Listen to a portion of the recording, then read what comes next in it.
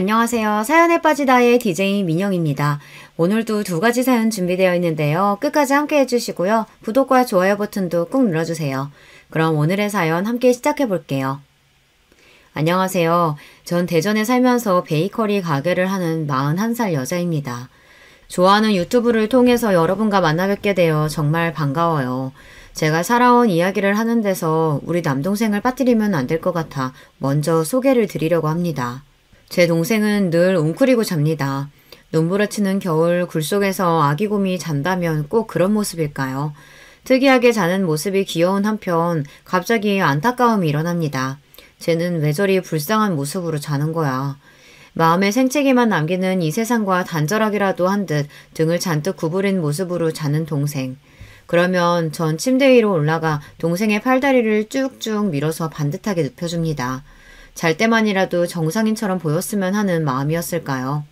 하지만 동생은 눈을 찡긋거리더니 다시 원래의 웅크린 모양새로 돌아가곤 합니다. 다람쥐 쳇바퀴처럼 나는 반듯하게 자세를 고쳐주고 동생은 다시 웅크리는 꼴을 본 아빠가 말했습니다. 그만 좀 해라. 그게 다 무슨 소용이냐? 그것도 다 제가 멀쩡한 놈이 아니라 그리 자는 거라니까. 그런 아빠의 말에 반발심이 들어서 저는 동생과 똑같은 모습으로 옆에 웅크리고 눕습니다. 저도 이렇게 웅크리고 자는 게 좋아요. 이게 얼마나 편한지 모르실걸요? 괜한 아집을 부리는 어린 딸의 마음을 아빠가 모를 리 없었겠죠. 흥 콧방귀를 뀌고 모르는 사람처럼 아빠는 지나가 버립니다. 그 뒤부터 저도 동생과 같이 곰처럼 웅크리고 자는 버릇이 생겼습니다. 자기야, 그렇게 자면 팔 안 베겨? 가끔 남편은 제 자는 모습이 불편해 보인다며 고치라고 하지만 전 그저 웃습니다. 아니, 얼마나 안락한지 몰라. 자기도 한번 해보면 계속 이렇게 잘걸? 제가 동생을 바라보는 복잡단안한 마음을 여러분은 이해하시겠죠. 그 애가 가진 장애 때문에 내 가족이 아니려니 부정하고 외면도 해봤어요. 아무리 제가 그를 정상인처럼 행동하게끔 교정해봤지만 때때로 허서였습니다. 그래도 동생은 자기만의 느릿한 속도로 말하는 법을 익히고 세상을 이해해갔던 것 같아요. 끝내 자신이 잘하는 일을 찾았고 그 일이 힘들어도 멈추지 않았습니다. 그런 동생을 저는 누구보다 아끼고 사랑합니다. 제 동생 영민이는 저보다 7년 터울로 선천적으로 뇌병변 장애를 갖고 태어났어요. 아들을 낳으라는 친할머니의 구박에 엄마는 잦은 유산을 겪으면서 어렵게 동생을 낳았지만 멀쩡하지 못한 모습을 보고 친할머니와 아빠는 욕부터 해대셨대요. 병신, 손가락질하며 놀려대던 동네 애들이나 이웃 어른들의 멸시 어린 눈빛은 늘 우리를 따라다닙니다.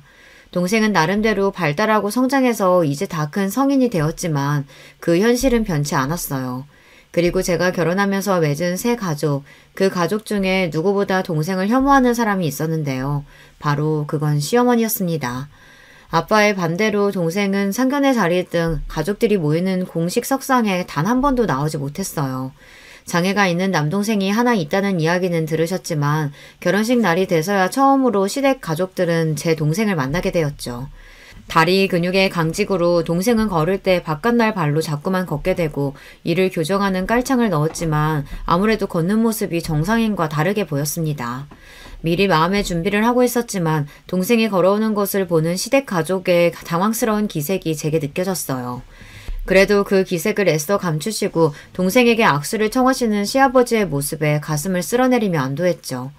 하지만 시모는 목에 뭐 잘못 걸린 사람처럼 불편한 기색을 감추지 못했습니다. 그러고는 제 동생을 못 본 척 서둘러 지나치더군요. 인사 한번 건네지 않은 어머님의 모습에 속으로 좀 상처받았어요. 지금 생각해보면 그런 행동 하나하나가 시모의 인격과 민낯을 보여주는 행동인지 그때 알아챘어야 했는데 말이죠. 그런데 그 무시가 끝이 아니었습니다. 신혼여행에 돌아와 시댁에 와 있는데 대뜸 저에게 이렇게 말씀하셨어요. 네 동생은 그 꼽추 같은 거냐? 왜 그렇게 삐딱하게 걷고 이상하게 움직이는데? 무슨 병에 걸린 거야? 그런 건 전혀 아니고요. 신체 건강한 아이예요. 뇌기능 일부에 문제가 있어서 운동 능력이 정상인과 좀 다른 것뿐이에요. 그럼 그 장애 유전자가 너희 집안에 흐르고 있는 거 아니냐? 나중에 내 손자에게 그게 옮겨갈까 무섭다. 그러니까 너 혹여 임신하게 되면 모든 검사 다 해라. 태아가 조금이라도 문제 있다면 낳지 말고 바로 지우고. 알겠냐? 시어머니라는 사람이 참 너무 무례하죠. 이후에도 시부는 틈만 나면 제 동생을 들먹이며 나를 약자로 만들었습니다. 하지만 여느 장애아 가정이 그렇듯 저도 심장에 어느 정도 근육이 배긴 사람이죠. 성치 않은 동생을 보호하고 다닐 때 우리에게 쏟아져 꽂히는 타인의 시선을 이겨내는 법, 피해 하나 주지 않았는데 그저 벌레 보듯 하며 쫓아내던 식당 주인들. 동생의 보호자로 살아온 세월 밥은 어디 꽁으로 먹었겠습니까? 그렇다고 해서 아픈 게 죄는 아니잖아요. 이리 항변해본들 우리 편 들어줄 정상에는 세상에 몇 없다는 걸 아니까 그저 체념하고 혼자 삭히는 수밖에 없었습니다. 시모가 제게 했던 모욕적인 언행을 남편에게 옮기지 않았어요. 그건 단지 가정의 분란이 끔찍이도 싫어서였어요. 제가 그런 선택을 하게 된 것은 사실 친정아빠의 영향이 컸습니다. 우리 집안이 이럴 리가 없는데 이게 다 네 엄마 탓이야. 저런 거 내 눈앞에서 치워. 우리 아빠는 그 어떤 타인보다 더 거칠게 자기 아들을 혐오했습니다. 아버지는 명문고와 명문대를 거쳐 공직 생활을 하셨던 분이죠. 남다른 자신감과 오만함으로 똘똘 뭉친 사람이 바로 우리 아빠였죠. 그런 사람에게 자식이 뇌의 일부 장애를 안고 태어났다는 사실은 아마 더할 수 없는 충격이었겠다고 전 그리 짐작합니다. 가족 동반으로 나서는 어떤 자리에서도 동생 영민이는 없는 자식처럼 집에 떨궈놓고 가셨어요. 반대로 엄마는 불쌍한 내 자식, 아픈 손가락 낀 영민이를 더 끔찍이 위하고 감싸셨죠. 전 부모님의 극단 사이에서 딱 중간이었습니다. 동생을 놓고 부모님 싸움 벌어지는 것도 싫고 엄마의 온 관심이 영민이만 향해 있는 것도 원망스러웠어요. 그래서 사춘기 시절 영민이가 미웠고 내 동생이 아니었으면 어디 사라져버렸으면 기도를 드린 적도 있었습니다. 하지만 그럼에도 영민이는 저를 제일 따랐고 좋아했어요. 집 밖에 나서면 주변 눈총에 무섭다는 엄마와 달리 전 동생을 여기저기 데리고 다녔습니다. 무식하고 용감한 게 제 성미라 남들 시선이 싫어도 그럴수록 더 내 동생을 세상에 내놓고 싶어졌어요. 그래서 동생은 세상이 어떤지도 알고 그런 만큼 자신의 결정을 받아들이고 강하게 이겨나갔습니다. 스스로 신발을 신고 벗고 누나에게 가끔 당돌하게 조언도 하는 그런 어른으로 성장했죠. 성인이 된 동생은 한 사회복지단체에서 수제 쿠키를 만드는 일을 하는 직원이 되었는걸요. 나이 21살에 받는 월급이 고작 20만 원에 불과했지만요. 최저시급도 받지 못하는 일이지만 간사님은 정말 성실하고 꼼꼼하게 일 잘한다며 영민이를 칭찬하셨습니다. 한편 아빠 역시 세월의 흐름을 비껴갈 수 없었는지 공직자 생활에서 은퇴하셨어요. 철마다 드시는 보약에 엄마에게 온갖 보신 음식을 해내라며 건강을 끔찍이 챙기던 아빠가 암을 얻었다는 소리를 들었을 때 전 믿을 수 없었습니다. 진짜야, 너희 아빠가 대장암이라더라. 세상 참 웃기지? 다른 사람도 아니고 너희 아빠 같은 사람이 암에 걸리다니. 자존심에 끝까지 자신의 병을 자식에게 드러내는 양반은 아니셨고 엄마가 아빠가 암에 걸렸다는 사실을 알려주었습니다. 3번에 걸친 항암 치료와 짧지 않은 투병 생활 동안 아빠는 자신이 죽지 않을 거라는 확신을 가진 사람처럼 꼿꼿이 지내셨어요. 3년의 투병 생활 끝에 아버지를 보내면서 슬픔이나 그리움보다는 허탈함과 해방감이 몰려왔습니다. 도리어 아버지 간병하면서 엄마의 건강이 나빠지는 것이 염려되었던 전 차라리 다행이다 싶었습니다. 아버지, 1,000만 원이 누구 집 내 이름이에요? 엄마 그만 고생시키고 이제 받아들이세요. 아빠를 닮았는지 저 역시 지독히도 상처 주는 말을 하는 딸이었습니다. 한 번 주사에 1,000만 원이나 드는 신약을 놔달라는 아빠 얘기를 단칼에 거절했거든요. 제 말에 동공이 확장되며 놀라 아무 말도 못하고 고개를 떨구던 아빠의 모습이 기억납니다. 그러고 한 달 뒤 아버지는 눈을 감으셨어요. 어쩌면 부여잡고 계셨던 마지막 생의 끈을 저 때문에 놓으셨을지도 몰라요. 지금도 추모원에 안치된 아버지의 유골함 앞에서 전 사죄의 말씀부터 나옵니다. 아버지와 딸로 만나서 이번 생 서로에게 참 힘들었죠. 다음 생에는 그저 어깨동무하고 지내는 친구처럼 만나요. 마지막 가시는 길에 많이 미안했어요. 아버지. 아빠가 떠나고 친정집에는 엄마와 남동생 둘만 남았습니다. 늘 불편했던 아버지의 빈자리는 생각보다 더 크게 다가왔어요. 긴 간병 생활 끝에 엄마의 몸과 마음이 많이 쇠약해졌고 동생의 출퇴근도 도울 수 없어서 그런 친정이 전 늘 걱정이었습니다. 그러던 시기에 제 회사 생활도 순환의 연속이었습니다. 2년째 승진에 누락된 것도 모자라 제 위로 3살 어린 팀장이 부임했으니까요. 회사에서 이렇게 꼬인 직급은 결국 너 나가라는 말을 하고 싶은 것입니다. 어느 정도 예상하지 못했던 사태는 아니에요. 남자 동기들에게 수월한 승진도 여자인 저에게는 뚫어내야만 하는 유리천장이고 애 키우는 유부녀에게 직장은 결코 만만치 않은 냉혹한 곳이니까요. 스스로에게 또 함께 일하는 동료들에게도 저 인정받는 일꾼이었습니다. 회사에서 박 과장님한테 이럴 순 없어요. 지난해 신제품 개발도 과장님 공이 지대했다는 걸 회사에서 모르는 사람 있나요? 그런데도 매번 승진 누락이라니. 게다가 외부에서 영입했다는 그 팀장은 벌써 과장님 눌러 죽이기로 작정한 것 같던데요. 애 딸린 아줌마는 이제 그만 집에서 쉬어도 되지 않나. 조롱에 가까운 말로 새 팀장은 저를 찍어 누르며 전 하루하루 버티는 마음으로 출퇴근을 하고 있었습니다. 엄마, 나 공부랑 안 맞는 거 아시잖아요. 그런데 왜 꼭 공부를 해야 돼요? 그래야 좋은 대학도 가고 좋은 직장에 들어가지. 좋은 직장에 가면? 아니, 어떤 직장이 좋은 데인데? 엄마처럼 대기업만 좋은 직장인 거야? 딸의 질문에 저는 벙어리가 되고 말았습니다. 칭찬에 인색한 친정아빠도 대기업에 입사할 때 처음 저에게 악수를 청하셨습니다. 대기업에 들어갈 정도는 되니 이제 인간적으로 대우해준다는 듯이 말이죠. 취업 소식에 연봉은 1억이나 되냐며 묻던 친구들과 친척들의 부러움과 질시 어린 눈빛을 기억합니다. 하지만 지금 제 신세는 어떤가요? 인간적 멸시, 내 성취에 대한 철저한 무시가 회사의 답이었어요. 대기업에서도 집안 좋은 자제는 더 치고 나가는 법이고요. 여자면 더 불리하고요. 거기에 결혼까지 해서 애까지 딸려있다. 그럼 더러운 꼴 보기 전에 제 발로 알아서 나가라는 무언의 압박이 가득한 곳입니다. 내 평생을 바쳐 겨우 얻은 대기업 박과장이라는 명함을 버리기로 결심했습니다. 그렇지만 차마 남편에게 말이 떨어지지가 않아서 제 뜻대로 사표를 쓰고 나와 출근하는 척 며칠을 나왔어요. 그러기를 2주 정도 흘렀을까요? 여보, 나 출근할게. 오늘은 가지 말고 나랑 매운탕이나 먹고 오자. 응? 갑자기? 왜? 갑자기 먹고 싶은 거 먹으러 가면 안 돼? 회사에 아프다고 뻥치고 나랑 양평 가자. 뭐 만난 거 먹으러 가자는 말을 해본 적 없는 남편이 무척 의아했습니다. 그가 이끄는 흰 간판에 붉은 글씨로 적힌 땡땡 매우탕 식당에 들어가서 자리에 앉아 아주머니가 내어주신 반찬을 하나하나 먹어보고 있었죠. 그동안 자기 회사 다닌다고 고생한 거 나도 알아. 회사에서는 집에서 살림이나 하라면 얼마나 구박했겠어. 할 만큼 했으니 이제 그만두고 집에서 은지 뒷바라지만 해라. 그게 무슨 말이야, 여보? 내가 네 몫까지 더 벌면 될 거 아니야.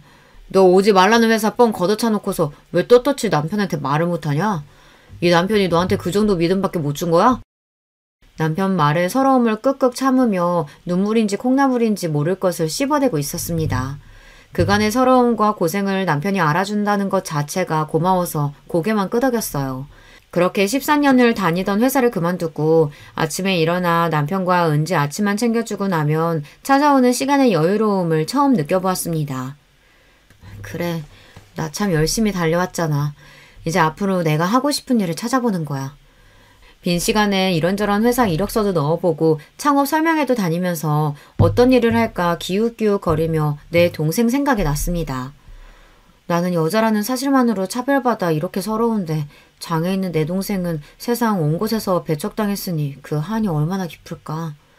그리고 동생을 최저시급도 받지 못하는 지금의 직장에서 구해주고 싶었습니다. 여보, 내가 동생과 함께 할 수 있는 일을 해보면 어떨까? 처남이랑?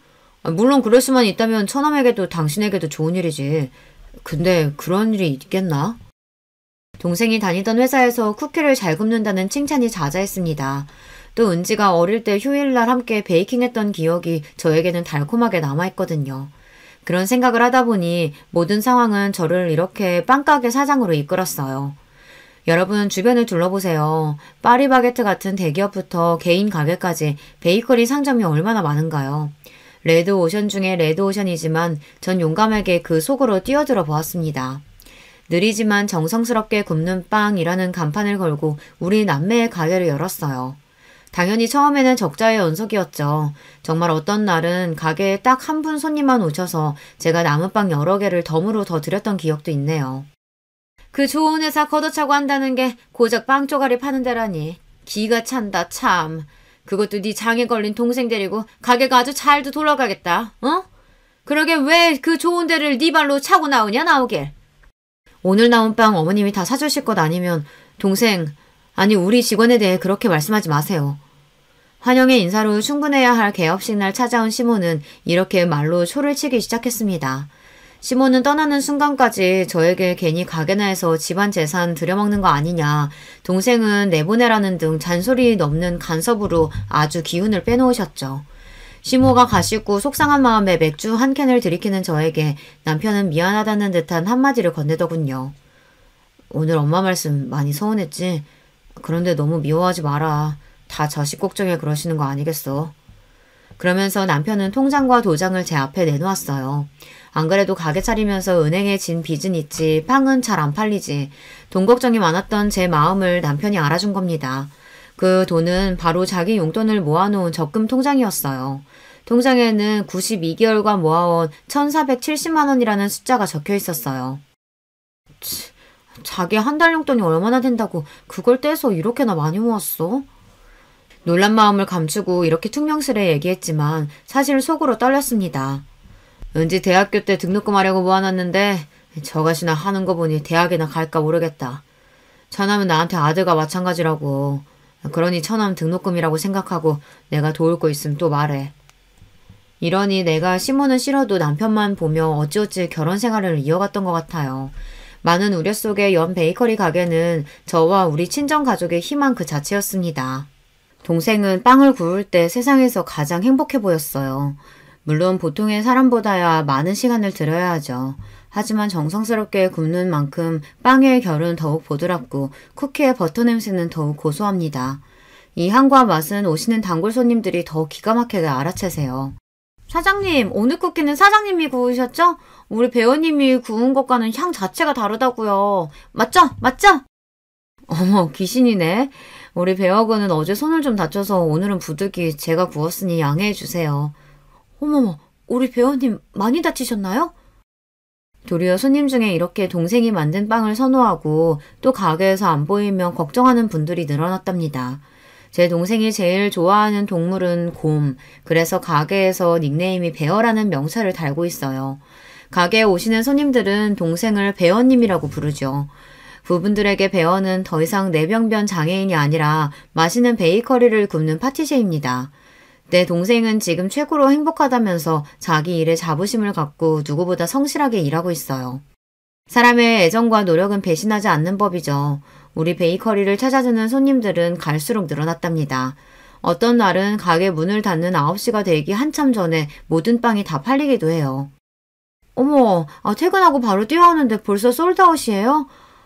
참, 오늘 하루가 고돼서 여기 빵 너무 먹고 싶었는데. 이렇게 아쉬움으로 발걸음을 돌리는 손님들이 생길 지경이었어요. 저와 동생은 욕심부리지 않고 하루 생산할 수 있는 만큼의 베이커리를 생산하느라 손님들의 기대에 못 미치는 양일 수 있어요. 그래도 우리 집 생활비에 동생 월급 그리고 가게 빚 이자를 내기에는 충분할 만큼 수익을 내게 되었죠. 저희 가게를 사랑해주시는 많은 분들께 이 자리를 빌려 정말 감사드려요. 한편 남편에게는 7살 어린 여동생이 있었는데요. 이 친구가 또 골칫거립니다. 우리 막둥이 봐라. 저렇게나 예쁘고 곰살맞으니 어느 놈이 데려갈까 아깝기도 하네. 네 주변에 누구 좋은 사위감 없냐? 사자 직업 아니면 남자 집안에 건물 한 채 정도 있는 남자라야 신우에게 대볼 수 있다는 시모의 말에 실서가 나왔습니다. 고슴도치 눈에는 자식의 가시도 장미 이파리처럼 보이는 격이죠. 언니, 나 친구랑 여행 왔다가 수중에 돈 한 푼 안 남아버렸어요. 그러니까 언니가 나 좀 데리러 와줘요. 거기가 어딘데요? 운전면허도 없는 대학생이 강원도 양양까지 갔다니 거기에다가 교통비도 없어서 못 오고 있다는 말을 부끄럽지도 않은지 서슴지 않고 합니다. 신우이는 그런 여자예요. 약삭 바르고 눈치가 굳어낸 여우라 그런 막내딸이 이쁘다며 시모는 물고 빨고 어린애 대하듯 오냐오냐 키우셨어요. 덕분에 시댁에서 온갖 좋은 것은 장남인 남편을 제치고 모두 신우이의 몫이었다네요. 전 퇴근하자마자 운전대를 잡고 양양으로 향했죠. 언니, 지금 이렇게 늦게 오면 어떡해요. 배고파 뒤지는 줄 알았네. 차에 뭐 먹을 거 있어요? 반갑고 고맙다는 인사는 뒷전이고 만나자마자 짜증을 내는 신우이의 옆에는 머쓱하게 서 있는 한 남자애가 보였습니다. 이 남자가 아가씨랑 같이 온 사람이에요? 아가씨 친구랑 여행 왔다면서요. 남자친구랑 외박까지 한 거 어머님이랑 오빠가 알면 경을 칠 텐데. 그러니까 내가 언니한테만 연락을 했죠. 이 일은 무덤까지 갖고 갈 비밀이에요. 아셨죠? 자기야, 어서 차 타고 가자. 추워. 이렇게 신우이와 남자친구를 태우고 다시 3시간 반이 걸려 서울에 도착한 경험이 있습니다. 이번 일을 보시면 알 수 있듯이 신우이는 제멋대로의 성격에 남자도 수없이 갈아치웠어요. 고등학교 때 사귀다가 같이 가출해서 일주일 함께 살다 온 30살짜리 남자부터 시작해서 성인이 된 이후에는 남자친구가 매번 변하는 통에 몇 명인지 셀 수도 없었죠. 촌스럽게.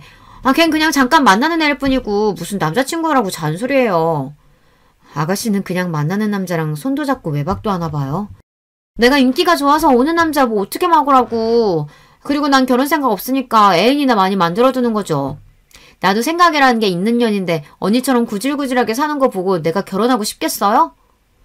어찌 보면 똑똑하고 아주 계산적인 친구죠. 시댁에서 얼마나 대접 못 받고 사는 며느리인지 제가 신우이 눈에는 그리 보였나 봅니다. 그렇게 남자들과 동거도 서슴지 않던 신우이는 자기 아버지와 오빠에게는 철저히 비밀에 붙여달라며 끝까지 저를 자기 편으로 두었죠. 저도 이유를 잘 모르겠어요. 얄밉지만 신우이의 자유로운 청춘을 지켜주고 싶은 마음이었던 건지 시아버지에게는 물론 남편에게까지 신우이의 잘못을 감춰주었으니까요. 철없고 이기적이긴 해도 그 나이 때에 못 모를 땐 그럴 수 있지. 신우이는 적어도 시모처럼 동생을 들먹이며 제 가슴 후벼 파는 말을 하지는 않았으니까요. 그런데 싱글을 자유롭게 즐기겠다던 신우는 갑자기 결혼 발표를 했습니다. 그 이후 전 시모와 신우이의 추악한 민낯을 대면하고 말았고요. 결혼하겠다며 신우가 데려온 남자는 유명한 식품기업에 다니고 있는 회사원이었어요. 외모는 평범했지만 성실하고 책임감 있는 남자로 보여 시집 보내기에 안심이었습니다. 그런데 천방지축이던 신우이는 그 남자 옆에서는 세상 제일 조신하고 참한 여자처럼 연기하더군요. 입을 가리고 조그맣게 호호 웃고 술 한잔 같이 하자는 남자의 제안에 얼굴을 붉히면서 말이에요.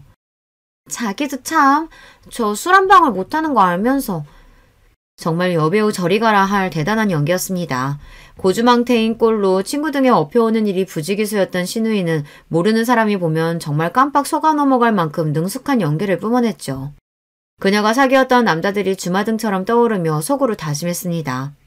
저렇게 내숭 떠는 신우이가 숱한 남자들과 사귀었다는 걸, 동거까지 했다는 걸 알면 이 결혼 파토난다. 입 조심해야지. 예비 시 매부에게는 미안했지만 저도 다른 시댁 식구들과 한통속으로 신우이의 비밀을 덮는 일에 동조했습니다. 그러던 어느 날 저녁 식사를 하고 있는데 남편의 표정이 별로 좋지 않았어요. 무슨 일 있어요? 아무래도 일 구하는 일이 많이 힘들죠. 바로 답을 하지 못하고 밥만 먹던 남편이 숟가락을 내려놓고 난처한 이야기를 꺼냈습니다. 오늘 영순이가 전화해서 혼수 중에 하나를 해놓으라고 하대. 오라비가 돼서 하나뿐인 동생 시집갈 집에 혼수 번듯하게 내놓으면 좋겠다는데 내가 할 말이 없더라. 사업 망한 걸 집에 말 안 해서 아마 걔는 내 사정 모를 테니까. 웬만한 일은 다 괜찮다며 대범한 남편이 땅이 꺼져라 한숨 쉬는 모습이 안타까웠습니다. 사실 그때 남편이 잘 해오던 사업이 망해서 집에서 쉬고 있는 상황이었거든요. 사업 장려하면서 많은 빚도 껴안은 상태라 그 이자 생각만 하면 우리 부부는 밤에 잠도 못 잘 지경이었어요. 그나마 동생과 차린 베이커리가 잘 돼서 망정이지 아니었으면 우리 은지와 길거리에 나앉을 만큼 심각한 경제 상황이었어요. 이 남자가 와놓을리게 웬 한숨이야. 동생이 일상에 한 번뿐인 결혼을 하는데 오빠로서 가만히 있으면 쓰나. 여기 카드 줄 테니까 이걸로 내일 아가씨 데리고 가서 아주 눈에 확 띄게 좋은 놈으로 사줘요. 당장 은지가 사고 싶다는 30만원짜리 과일 전집도 고민하는 형편이었지만 남편 앞에서 통 큰 부인답게 내 카드를 내밀었습니다. 여러분, 남자의 눈물을 보신 적이 있나요? 우리 남편이 곰처럼 우직하고 무뚝뚝하지만요. 또 은근히 눈물이 많답니다. 미안하고 고맙다, 여보. 하며 고개를 수그리고 카드를 받아가던 남편은 제가 모르는 줄 알았겠지만 전 보았어요. 눈가에 슬며시 맺힌 남편의 눈물을요. 남편의 사업 실패 이후 살림은 빠듯했지만 열심히 살다 보면 빚도 다 갚지 않겠어요. 그저 베이커리나 열심히 운영하면서 하루하루 바쁘게 살아갔죠. 시간이 어찌나 빨리 흐르는지 어느덧 신우의 결혼식 당일이 되었어요. 아침에 식구들대로 결혼식에 갈 채비를 하다가 전 축의금 봉투를 만지작거리며 얼마를 넣을지 고민을 하고 있었습니다. 남편이 그런 저를 툭 치며 왜 그러냐고 묻더군요. 아니, 오늘 아가씨 결혼식 축의금 얼마를 해야 하는 걸까? 뭐 그런 걸 걱정하느라 한참 동안 앉아있어. 300만 원이나 하는 비싼 TV도 사줬는데 뭘 굳이 축의금까지 줘야 해? 그래도 어떻게 빈손으로 가. 그래도 체면치레는 하고자 적다면 적지만 우리 형편에는 큰맘 먹고 50만 원을 축의금 봉투에 넣어냈습니다.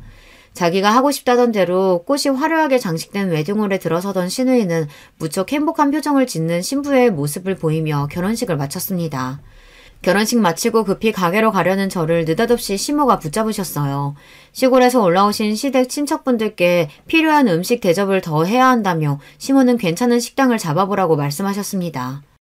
어머님, 저 동생하고 친구한테 잠깐 가게 맡겨놓고 온 상태라 이제 가봐야 돼요. 괜찮으시면 어머님 댁에서 하시고 필요한 음식 있으시면 배달 보내드릴게요. 얘가 지금 무슨 가게를 간다는 거야? 그 꼽추 같은 애가 어떻게 가게를 본다고? 걔한테 맡기고 왔다는 구라치면 내가 믿을 줄 아니? 그깟 몇 푼 벌자고 시댁 어르신들 대접을 맏며느리가 되어가지고 못하겠다. 꼽추라니 지금 제 동생을 그렇게 말씀하신 거예요? 사지 멀쩡하고요. 뇌에 조금 장애가 있는 것뿐이지 멀쩡히 제 할 일 잘하는 애라고 몇 번이나 말씀드립니까? 처음으로 저는 시어머니에게 정색하며 언성을 높였습니다. 그러자 결혼식장에 계신 몇몇 분의 눈길이 우리에게 향했고 제가 뭐라고 더 시모에게 이야기하려는 순간 남편이 가로막았습니다. 어머니, 좋은 날 왜 그러세요? 이 사람 말 틀린 거 없습니다. 처남이랑 친구에게 가게 맡겨놔서 이 사람 지금 많이 걱정될 거예요. 그냥 보내주시고 저랑 같이 얘기하세요. 네? 자기야, 이제 얼른 가게 가봐. 남편은 저에게 눈을 찡긋하고 시모를 말렸어요. 뭐라도 저한테 화내려다가 손님들 눈치에 겨우 참는 시모를 뒤로하고 전 급히 결혼식장을 빠져나왔습니다. 뛰다시피 가게에 가보니 역시나 동생은 손님 응대에 어쩔 줄 모르는 상황에 놓여 있었습니다. 바로 내 앞에서 무화과시 콘 딱 떨어졌다고 하시면 어떡해요. 그럼 아까부터 그렇다고 얘기해야지. 그랬으면 바쁜 내가 지금까지 안 기다렸지. 많이 늘었다지만 아직 동생에게 이런 손님들, 특히 가게에 와서 과한 서비스를 요구하는 진상 손님을 매끄럽게 대하는 일은 무척 어려웠을 거예요. 손님, 저희 간판 보셨나요? 내가 그런 것까지 봐야 돼요? 친구가 맛있다고 알려줘서 그냥 와봤는데 직원은 말도 제대로 못하고 가게 인테리어나 서비스나 뭐 이렇게 구질구질해. 지금 말하는 당신이 사장인가 보죠? 네, 제가 사장입니다. 제 가게니까 제 마음대로 손님 가려받을 수 있죠. 이 친구는 어릴 적 뇌병변으로 의사소통이 다소 서툽니다. 그래도 베이킹 솜씨는 기가 막혀서 이렇게 오후 4시가 되기도 전에 인기 제품은 동이 나곤 하죠. 맛도 잘 알고 인격도 갖춘 손님이 저희 가게 와주셨으면 좋겠으니 손님은 더 화려하고 좋은 다른 가게 가시는 게 어울리겠네요. 내 동생에게 삿대질을 하려던 그 진산 손님, 멱살이라도 잡아채서 내보내고 싶었지만 화를 꾹꾹 누르고 최대한 정중하게 손님에게 가시라고 했습니다. 있는 대로 콧방귀를 끼워가며 기분 나쁜 티 팍팍 내고서 그 진상은 나가버렸고요. 영민아, 저 손님이 너한테 화내고 따져서 많이 두려웠었지? 그 손님은 다시 오지 않아. 이제 다 괜찮아. 불안한 마음이 되자 영민이가 예전에 가지고 있던 틱 현상이 다시 도졌어요. 손가락을 잔뜩 구부리고 고개를 까딱거리던 동생은 우는 얼굴이 되어 제 품에 안겼습니다. 저는 그런 동생을 토닥이며 괜찮다 달래주었죠. 친구가 화장실에 간다며 자리를 비운 10분 사이에 이런 일을 당했다는데 그보다는 제가 더 일찍 와서 옆에 있어야 했다는 죄책감으로 미안한 마음뿐이었어요. 이렇게 시누이의 결혼식 날은 저에게 여러모로 힘들었던 날로 기억됩니다. 그런데요, 이 일들은 곧 닥쳐올 시련의 예고편에 불과했습니다. 이튿날 시모가 우리 가게에 찾아와서는 한바탕 뒤집어 놓고 갔거든요. 내가 말하고 있는데도 무시하면서 시어른들 나 몰라라 하고선 너 그날 잘도 도망치더라? 그래서 그 대단한 신가게가 얼마나 잘 됐는지 내 눈으로 구경을 왔다. 뭐 손님이 그리 많지도 않구만. 가게 안에는 손님이 몇 분 계셨는데도 아랑곳하지 않고 시어머니는 이렇게 대놓고 역정부터 내셨습니다. 어머님, 손님도 계신데 언성을 좀. 영민아, 여기 이 손님 갖고 오신 빵 계산해 드릴 수 있지? 네, 사장님. 씩씩하게 대답하던 동생은 천천히 그렇지만 온 신경을 집중해서 손님 빵을 하나하나 계산해드리고 있었습니다. 그 모습을 물끄러미 바라보시던 시모는 저에게 그러셨어요. 가만 보면 너도 어디 하나가 모자란 것도 같다. 네 동생이 빵이야 굽는다 쳐도 구태여 손님들한테 보이는 게 창피하지도 않니? 내가 손님이면 빵 사러 왔다가 어이쿠야 하고 놀라서 나가버리겠다. 지금 하신 말씀 취소하세요. 영업장에 와서까지 제 동생 모욕하시면 저 가만히 안 있습니다. 그때 제 눈앞에 번쩍하고 성광이 보였습니다. 화가 난 시모가 제 뺨을 한 대 올려버린 것이었죠. 이 건방진 년이 지난번 일도 그렇고 오늘 또 뭐라고 짓거리는 게야? 말이 나와서 말인데 결혼식 축의금도 고정 50만 원 했더라? 하나뿐인 시누이다 이년아. 네가 그러고도 가족이야? 네 동생만 그렇게 챙기고 살 거면 차라리 내 아들하고 이혼이나 해. 시모의 말에 너무 기가 막혀서 금세 대답이 나오지 못하고 잠시 어버버했어요. 그때 그 광경을 지켜보시던 단골 손님이 저 대신 나서주셨습니다. 어르신, 제가 나설 입장은 아니지만 우리 배우님은 이 가게에 없어서는 안 될 분이에요. 어서 우리 사장님과 배우님에게 사과해 주셔야겠는데요. 아니면 영업 방해와 폭력으로 경찰에 신고하겠어요. 이 여자는 또 뭐야? 당신이 뭔데 내 아들 가게에서 이래라 저래라. 그만! 제발 어머님은 빠지시라고요. 전 더 이상 참지 못하고 시모에게 내지르고 말았습니다. 당신하고 다시 얼굴 볼 일 없게 할 테니 이제 내 가게에서 나가세요. 여긴 나와 내 동생의 가게고 당신 아들은 지금 백수로 놀고 먹고 있으니까 어머님은 아무 권리가 없으니 당장 나가시라고요. 시모는 자기 아들이 백수라는 부분에 놀랐는지 제가 막무가내로 쫓아내서 당황한 건지 모르겠지만 획하니 가게를 나가버렸습니다. 저분 시어머니 맞죠? 참 사장님의 마음고생이 심했겠네요. 시모가 절 때리고 서로 싸우는 광경을 본 데다 제가 서럽게 우니까 동상은 불안해하며 펄짝펄짝 제자리에서 뛰어댔습니다. 그 손님은 동생의 손을 잡아주면서 달래주는 한편 제 편에 서서 이야기를 들어주었고요. 그러네요. 손님이 현명하네요. 나도 이제 저런 시어머니 뻥 차버리려고요. 멀쩡히 서 있을 기력도 없던 저는 남은 빵을 손님에게 다 드리고 일찍 가게 문을 닫았습니다. 동생을 집에 데려다주고 나서 남편에게 곧바로 전화했어요. 그리고 마음속에서 몇 번이나 다짐했던 말을 내뱉었습니다. 나 당신이랑 못 살 것 같아. 나에게는 더없이 좋은 남편이었지만 우리 은지에게서 아빠를 빼앗고 싶지 않았지만 어머님 때문에 결국 난 당신을 떠날 거야. 지금 그분과 같은 하늘 아래 숨쉬고 있다는 것만으로도 미칠 지경이니까 날 놔줘요. 아마 남편은 마른 하늘에 날벼락 맞은 심경이었겠죠. 하지만 그간 시모가 저지른 추악한 일들, 오늘 일까지 남편에게 모두 쏟아내었습니다. 남편은 갑작스러운 이혼 통보를 믿기 힘들어했지만 전 생각할 여유도 주지 않고 바로 짐을 싸서 가출해버렸어요. 여러 번 울려대는 남편의 전화를 차단하고 가게로 찾아오는 남편을 외면하며 전 홀로 설 준비를 하고 있었습니다. 그렇게 매일 울며 지내던 어느 날 가게로 시누이가 찾아왔어요. 내가 그리 친동생처럼 살뜰히 챙겨주었지만 정작 그 애는 내 동생 보기가 껄끄럽다며 우리 가게를 방문한 것은 이번이 처음이었죠. 뭐 인스타에서 입소문 좀 탄 것 같던데 직접 보니 썩 대단하진 않네요. 언니도 참 한심해요. 지금 한가하게 빵이나 팔대요. 한가한 건 아가씨죠. 난 이 가게 열심히 해서 돈 벌어 은지 키우고 빚도 갚아야 하니까 여기가 전부인데 지금은 바쁘니까 서로는 됐고 간단히 용건만 해줄래요 아가씨? 무슨 일로 여기까지 온 건가요? 언니 한 사람 때문에 우리 집안이 풍비박산 났다고. 내가 알던 우리 오빠는요. 부모님 말씀은커녕 내 말도 거절하는 법이 없이 고분고분 따랐던 착한 사람이었어요. 그런데 언니가 중간에 뭐라고 분탕질을 쳤길래 엄마랑 맨날 전화로 다투더니 이젠 급기야 집에서 한바탕 소란을 피웠지 뭐예요? 내가 왜 이혼하기로 했는지 오빠한테 들어서 알 텐데요. 아가씨 혼수로 비싼 선물까지 사줘놓고 축의금 50만 원 냈다고 당신 엄마한테 뺨 맞고 그 소모를 당한 내 앞에서 자기 엄마 편들 일인가요? 그리고 아가씨는 왜 우리가 혼수해준 얘기는 어머니께 입국 다무셨어요? 그건 엄마한테 혼수비 받아서 그걸로 갖고 있던 카드비 갚느라 그래요. 아, 뭐 다 갚은 것도 아니에요. 300만 원 가지고 고작. 고작? 우리 은지 학원비 내는 것도 빠듯한 형편이에요, 지금. 당신 오빠 백수 된 지 오래라 나 혼자 아등바등 벌어 살면서도 불평 한 번 하지 않았고 혼수로 300만 원 쓴 게 우리한테 얼마나 큰일이었는지 알기나 해요? 세연이가 뭐나 된다고 이런데. 오빠 잠깐 힘들 때 생활비 좀 버는 거? 아, 지금 그거 가지고 유세하는 거였어요? 저런 삐리삐리한 동생 데리고 하는 이딴 가게 하나 갖고 거만 떠는지 몰라도 당장 이혼 취소하고 우리 엄마한테 사과부터 드리세요. 지난 일에 자기 탓이 있다는 걸 알면서도 신우는 나한테 미안한 마음 요만큼도 표현하지 않았습니다. 오히려 밉살맞게 끼어들어 조언이랍시고 짓거리고 가는 신우이의 뒷모습에 전 오기마저 들었습니다. 이게 아주 제대로 까부네. 오냐, 어디 넌 결혼생활 끝까지 잘할 수 있나 보자. 예전에 받은 신우이의 전자청첩장에 시 매부의 이메일 주소가 담겨있던 것이 기억났어요. 신우이의 정체를 낱낱이 밝히는 장문의 글을 써서 신우 남편에게 메일로 쏴버렸습니다.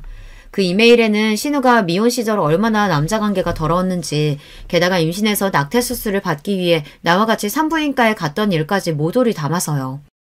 이 일로 앞으로 시댁에 어떤 일이 닥칠지, 남편은 중간에 얼마나 괴로울지 고민도 없이 그저 마음 가는 대로 저질러버렸습니다. 이렇게 무시무시한 복수를 제가 하게 될 줄은 저 참 독하고 사악한 사람이었나 봅니다. 제가 보낸 글 한편의 파급력이 얼마나 컸는지 얼마 뒤 절 찾아온 남편의 말을 듣고 직감할 수 있었어요. 내가 자꾸 찾아오는 거 싫어하는 거 알지만 그저 당신 잘 지내나 궁금해서 왔어. 나는 잘 못 지낸다. 제가 폭로한 신우의 과거에도 놀라운 사실 하나를 더 시매부가 알아냈다고 합니다. 글쎄 신우이가 자기 남편의 친구와도 짐승 같은 짓을 벌였던 사실이 발각당했다고요. 돌이킬 수 없는 많은 죄를 저지른 신우이는 자기 남편에게 쫓겨나서 이제 시댁에 들어와 살고 있습니다. 그런데 그녀는 아직까지 정신을 차리지 못했어요. 때마침 걸려온 신우 전화에 한참 동안 실랑이 하던 남편은 전화를 끊고 어이없어 했습니다. 이가 신하가 아직도 정신을 못 차렸나. 지가 무슨 낯짝으로 매제를 고소해. 진짜 싫다 싫어. 내 가족이라지만 진짜 정 떨어진다. 영순이가 매제랑 싸우다가 뺨을 2대 맞았는데 그거 가지고 고소하겠대. 어차피 이혼할 건데 위자료나 뜯어낼 거라고. 찰면피도 유분수지. 판사 앞에 가서 그래봐라 해. 자기가 남편 친구랑 붙어먹고 낙태수술한 과거까지 숨기고 결혼한 것과 고작 뺨 2대 맞은 것 중 뭐가 더 잘못인지. 나도 같은 생각이다. 그런데 낯살이나 먹은 우리 엄마도 그런 가시나 말리긴커녕 둘이 같이 궁리하고 있다네. 오라비가 돼가지고 동생이 이렇게 어려운데도 안 도와준다며 애기처럼 떼만 쓰더니. 빌어먹을 집안. 얼마나 울분이 터지는지 입에 달지도 않던 욕지기를 애써 참는 남편 모습을 찬찬히 보니 그는 참 많이 마르고 힘들어 보였습니다. 아무리 마음 불편해도 밥은 잘 챙겨 먹고 다녀야지. 나랑 떨어진 지 며칠이나 됐다고 그새 그렇게 말랐어. 남편은 제 앞으로 조용히 다가와 제 손을 꼭 잡고 허리를 굽혀 흐느끼듯 말했습니다. 야, 나 너 없이는 못 산다. 차라리 우리 집하고 연 끊을게. 엄마랑 동생한테 너 그런 일 다시는 안 당하게 할 테니까 도로 다 받아주면 안 되겠어? 진심 어린 남편의 말에 저도 울컥해서 눈물 한 줄기가 뺨을 스치고 지나갔습니다. 그때 웅크리고 빵 제조실에 있던 동생이 뛰쳐나와 내 손을 남편 손에 억지로 얹혀주며 말했습니다. 나는 우리 형 좋아. 누나야, 은지 조카도 엄마 아빠 헤어지는 거 싫다고 나한테 울더라. 형 용서해줘. 우리 누나는 천사잖아. 내 동생까지 이렇게 거들고 나서자 그만 전 눈물을 왈칵 쏟아내고 말았습니다. 사실은 저도 남편을 사랑하는 마음이 변치 않았기에 이별이 힘들었거든요. 결국 전 남편에게 돌아가기로 했습니다. 다만 남편의 말대로 시댁과 인연을 끊겠다는 조건을 달고서 말이죠. 제 믿음대로 그는 자기의 핏줄과 남남처럼 지내고 살았습니다. 그러니 결국 시모는 어쩔 수 없다는 듯 저를 찾아와 빌게 되었죠. 가게에 들어선 시모를 보자마자 가게 일을 돕고 있던 남편은 자기 어머니를 바로 내보내려고 했어요. 내가 이미 말했잖아요. 이제 엄마도 동생도 모르는 고아처럼 살 테니 자꾸 여기 찾아오지 마세요. 낯선 아들의 모습에 서러웠던지 시몬은 통 안에 눈물을 흘리며 제게 인간적인 모습을 보이고 말았습니다. 네가 처음 시집 왔을 때부터 미웠던 건 아니었다. 그런데 내 평생을 바쳐 키워낸 아들이 갈수록 너만 싸고 도니까 꼭지가 돌기 시작했어. 늙은 시애비의 꼴사나운 질투라고 생각해도 좋다. 나에겐 하늘이 무너진 것처럼 충격이었으니까. 그리고 이어진 시모의 한마디에 이젠 제가 꼭지가 돌 것 같았습니다. 게다가 또 충격은 내 아들이 불구 같은 네 동생을 우리 가족보다 더 챙기고 정을 쏟는 모습이었어. 말 함부로 하지 마세요. 제 동생 보고 꼽추라하더니 어떻게 이젠 불구라고까지 하세요? 그건 내가 못 배워서 저 동생한테 뭐라고 해야 할지 잘 몰라서 그래. 어쨌든 장애인 네 동생을 꽁꽁 숨기고 나에게서 감췄어야 했다. 네 동생을 보면 옛날 우리 집 살던 고모가 떠올라서 미치겠어. 넌 저런 동생이 뭐 떳떳하다고 시부모나 모르는 사람들 앞에서 데리고 다니는 거냐? 내 가족인데 그럼 내가 몰라라 하고 내쳐야 해요? 내 동생은요, 저보다 빵 잘 굽고 저보다 더 행복하게 사는 방법을 아는 애예요. 겉보기에 멀쩡하면서 가족들한테 상처 주고 실수하는 저나 어머님 그 누구에게도 뒤지지 않을 그럴 사람이라고요. 제 말을 듣던 시모는 잠시 말을 멈추고 뭔가 떠오르듯 말하기 힘들어하다 담담히 고백하듯 옛 이야기를 들려주었습니다. 나보다 10살쯤 많은 고모가 있었어. 어릴 적 냇가에서 놀다가 휩쓸려 척추를 다쳐서 새우처럼 등이 굽었던 우리 고모는 꼽치였지. 병신이 된 고모는 늘 어두운 방에서 꼭꼭 숨어 살아야 했어. 그래도 조카라고 나한테 고무줄이나 사방치기도 가르쳐주며 나랑 놀아주었지. 우리 고모가 등만 굽었지 얼굴도 하얗고 말은 얼마나 재밌게 하는지 참 좋아했는데. 그런 고모가 있으셨는데 왜 그리 제 동생을 눈엣 가시처럼 여기셨어요? 내가 학교 갈 무렵이 되자 동네 애들이 놀렸다. 꼽추가 집에 산다고, 나한테 꼽추 냄새까지 난다고. 그때부터 난 고모를 멀리하기 시작했지. 우리 고모는 갑자기 돌아선 내가 얼마나 미웠을까. 그래도 난 어쩔 수 없었어. 자존심 센 나한테 사람들의 가시 같은 한마디, 눈초리 한 번은 견디기 힘들었으니까. 고모님은 그래도 조카였던 어머님을 원망하기보다 기다렸을 거예요. 걱정하고. 나도 알아. 고모는 방에서 혼자 결핵을 앓다가 외롭게 죽어버렸지. 그걸 본 마흔 사람들은 또 수군거렸어. 저건 집에서 굶겨 죽인 거라고. 겨울날 방에 불도 안 떼주고 말간 죽이나 주니까 병에 걸렸지. 결국 가족에게 죽임당한 거나 마찬가지라고. 입 하나가 아까웠던 그 시절을 네가 아니? 나도 가슴 찢어지게 아파하고 고모 보냈지만 어차피 제대로 살지 못할 사람이라면 차라리 일찍 저승가는 게 낫겠다 여겼어. 그리고 나는 절대로 남들 손가락질 받을 사람이 안 되겠다 다짐했지. 날 좋아하는 사람 하나 없어도 속으로 난 대단한 사람이다. 그리 외워가며 살아왔어. 그런데 너희 남매는 어떻게 왜 그리 당당할 수 있는 거냐? 네 동생은 누구보다 챙기면서 우리 영순이 축의금은 꼴랑 50만 원 하는 걸 보고 내가 그만 눈이 뒤집히고 말았던 거야. 시모는 거만한 가면을 내려놓고 솔직하게 부끄러운 과거까지 모두 얘기하셨습니다. 그 말씀을 들으니 왜 그리 제 동생과 저에게 모질게 대하셨는지 조금 이해가 가기도 했어요. 하지만 사람이 곁에 있을 때 잘해야 한다고 그 말씀 한 번으로 시모와 벌어진 사이를 단숨에 붙이기란 어려웠습니다. 그리고 남편 역시 저와 같은 생각이었고요. 어머니, 그만 일어나시고 눈물 닦으세요. 그 마음 충분히 이해하는데 아직 시간이 필요합니다. 제 결심은 달라질 것이 없으니까요. 그래도 기어이 저 병신 같은 것들을 네가 데리고 가겠다. 널 낳아 길러준 네 어미를 버리고. 한참 눈물 짓던 시모는 이제 분노를 터뜨리며 악에 악을 쓰기 시작했어요. 저는요. 우리 남편이 우리 은지가 설령 어머님이 장애자였어도 다 품었을 거예요. 사랑하는 가족이니까 부족한 부분은 제가 채워주면서 끝까지 책임지고 살았을 겁니다. 시모는 제 이야기에 놀란 눈이 되어 털썩 주저앉아 한참 통곡하셨습니다. 나 이만 가마. 새아가 미안했다. 언젠가가 되면 보자꾸나. 시몬은 온몸에 기운이 다 빠진 사람처럼 축 늘어진 모습으로 떠나셨고 그리 끈질기게 연락하고 괴롭히던 일도 멈추셨습니다. 아마 그날 우리의 대화로 느끼셨을지도 몰라요. 서로에게 적당한 거리를 갖고 각자의 상처가 아문 그 어느 나중에 보는 것이 현명하다는 것을 말이죠. 이렇게 혼란스러운 일들이 지나자 우리 세 식구는 평화롭게 지내게 되었습니다. 남편은 백수 생활을 접고 어느 기업체에 취직해서 잘 다니고 있고 전 여전히 동생과 함께 베이커리 가게를 하며 삽니다. 제 삶에서 전과 달라진 점이 있다면 만사에 더 감사하게 되었다는 것, 명절마다 시댁 챙기느라 못 갔던 우리 친정에 가서 재미나게 지내다 온다는 것, 남편과 더 돈독하게 부부의 정이 쌓아간다는 것, 그 정도일까요? 미래의 일은 알 수 없기에 언젠가 시모와 시누이를 만나게 되겠지만요.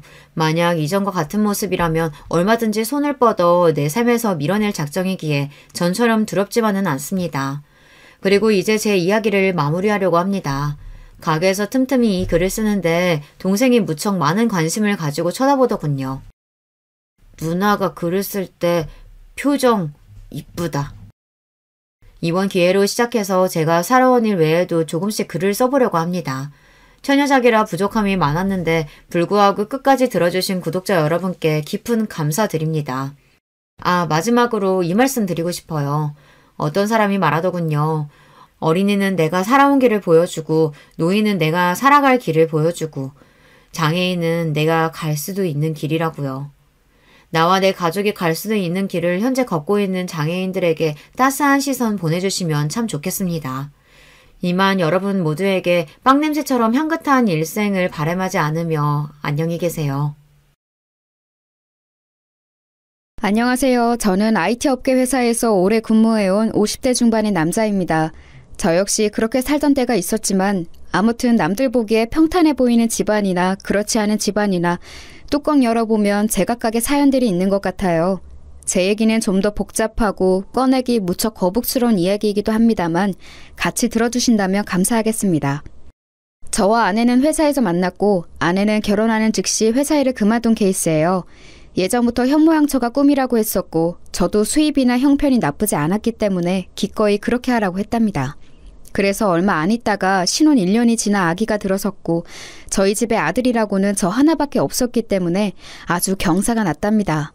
어머니는 우리 아들이 태어났을 때 가끔 봐주시기도 했고 자라는 내내 해마다 적지 않은 용돈을 꼬박꼬박 주셨었어요. 아내는 그때마다 감사하다는 인사를 했었고 어머니도 흐뭇해하셨고요. 어머니 정말 감사해요. 우리 정민이 건강히 잘 키울게요. 주신 용돈으로 옷도 잘 해입히고 맛있는 것도 꾸준히 해먹일 거예요. 아내가 이렇게 인사한 이유는 어머니는 정말 섭섭지 않게 용돈을 주셨거든요. 그렇게 해서 시간이 흘러 우리 아들이 초등학교 4학년쯤 되었을 때의 일인데요. 그쯤 되어 어머니가 많이 아프셨어요. 연세도 연세이기도 하고 그쯤 되면 다들 몸이 안 좋아진다고 하지만 특히 관절이 너무 약해지셨더라고요. 한 번은 지하철 계단에서 쓰러지시기도 하고 제가 정말 헐레벌떡 모시러 갔던 기억도 나요. 이런 일이 몇 번 있으니 어머니를 혼자 두고 싶지 않더라고요. 아내도 이 사실을 알고 걱정했고 한 번은 누나들과 의논을 해야겠다는 생각했어요. 근데 아무리 고민해봐도 어머니를 모실 수 있는 입장은 저밖에 안 되겠더라고요. 아내에게 의견을 물었더니 곧장 바로 수긍을 하더라고요. 그래, 당연히 우리가 모셔야지. 어머니가 우리 정민이랑 나를 얼마나 각별히 챙겨주셨어. 우리 엄마한테 물어보니까 원래 그 나이 되면 다 관절이 엉망진창이 된대. 더 물어볼 것도 없이 얼른 정리하고 오시라고 말씀드려. 이 부분에 저는 무척 감사하는 마음이 컸고 적극적으로 반영을 해서 모든 일이 일사천리로 이루어졌어요. 집안에 있는 한쪽 끝방을 어머니에게 내드렸고 그 바로 옆방이 아들방이었고 저희 안방까지 이렇게 집을 새롭게 개편하게 되었답니다. 그리고 며칠 지나고 어머니가 저에게 감상을 얘기하시는데 다행이다 싶으면서도 좀 걸리는 게 있는 거예요. 아이고 경선이같이 착한 며느리가 어딨어. 그렇게 지극정성으로 날 봐준다 글쎄. 화장실 오갈 때도 계속 물어봐. 괜찮으시냐고. 낮에도 뭐 먹고 싶냐고 물어서 계속 갖다 주더라. 그런데 사돈 어른이 평소에 이렇게 자주 오시니? 내가 여기서 니네 신세지며 할 얘기는 아니다만. 그래서 전 조금 놀랍고 무슨 일인가 했어요. 나중에 아내를 통해서 물어보니 이렇게 말하는 거예요. 아, 엄마가 정민이 계속 보고 싶대서 그냥 편하게 오라 했어. 서로 의식하면 불편하니까 그냥 신경 안 쓰고 각각 있다 가면 되잖아. 어머니도 괜찮다고 하시던데? 그리고 우리 엄마는 정민이 어지간히 이뻐하잖아. 학교 등하교도 계속 본인이 시키겠다고 하는데 애 데려와서 집에서 잠깐 쉬시게 해야 하니까. 이때까지만 해도 제가 너무 과민하다고 생각을 했어요. 아내 말 맞다나 우리 장모님이 애 어릴 때부터 봐주시기도 했고 집을 수시로 드나드셨으니까요. 그런데 어머니가 어느 날부터 다시 이렇게 말씀을 하시는 거예요. 있잖아 제철아, 나 간병인을 새로 구해주는 게 낫지 않겠니? 아무래도 경선이한테 계속 부탁하기도 좀 그렇고 사돈도 계신데 여러모로 마음이 편치가 않구나. 때마다 자꾸 이런저런 얘기하기 힘들어서 말이야. 어머니 말씀을 들어보니 뭔가 제가 모르는 상황이 있을 것 같아서 신경이 쓰였어요.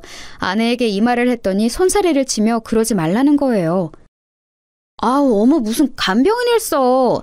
너무 생돈 나가게 하는 거 아니야? 내가 충분히 잘 모실 수 있어. 걱정하지 말고 나한테 맡기라니까. 그럴 돈을 차라리 나한테 반만 줘.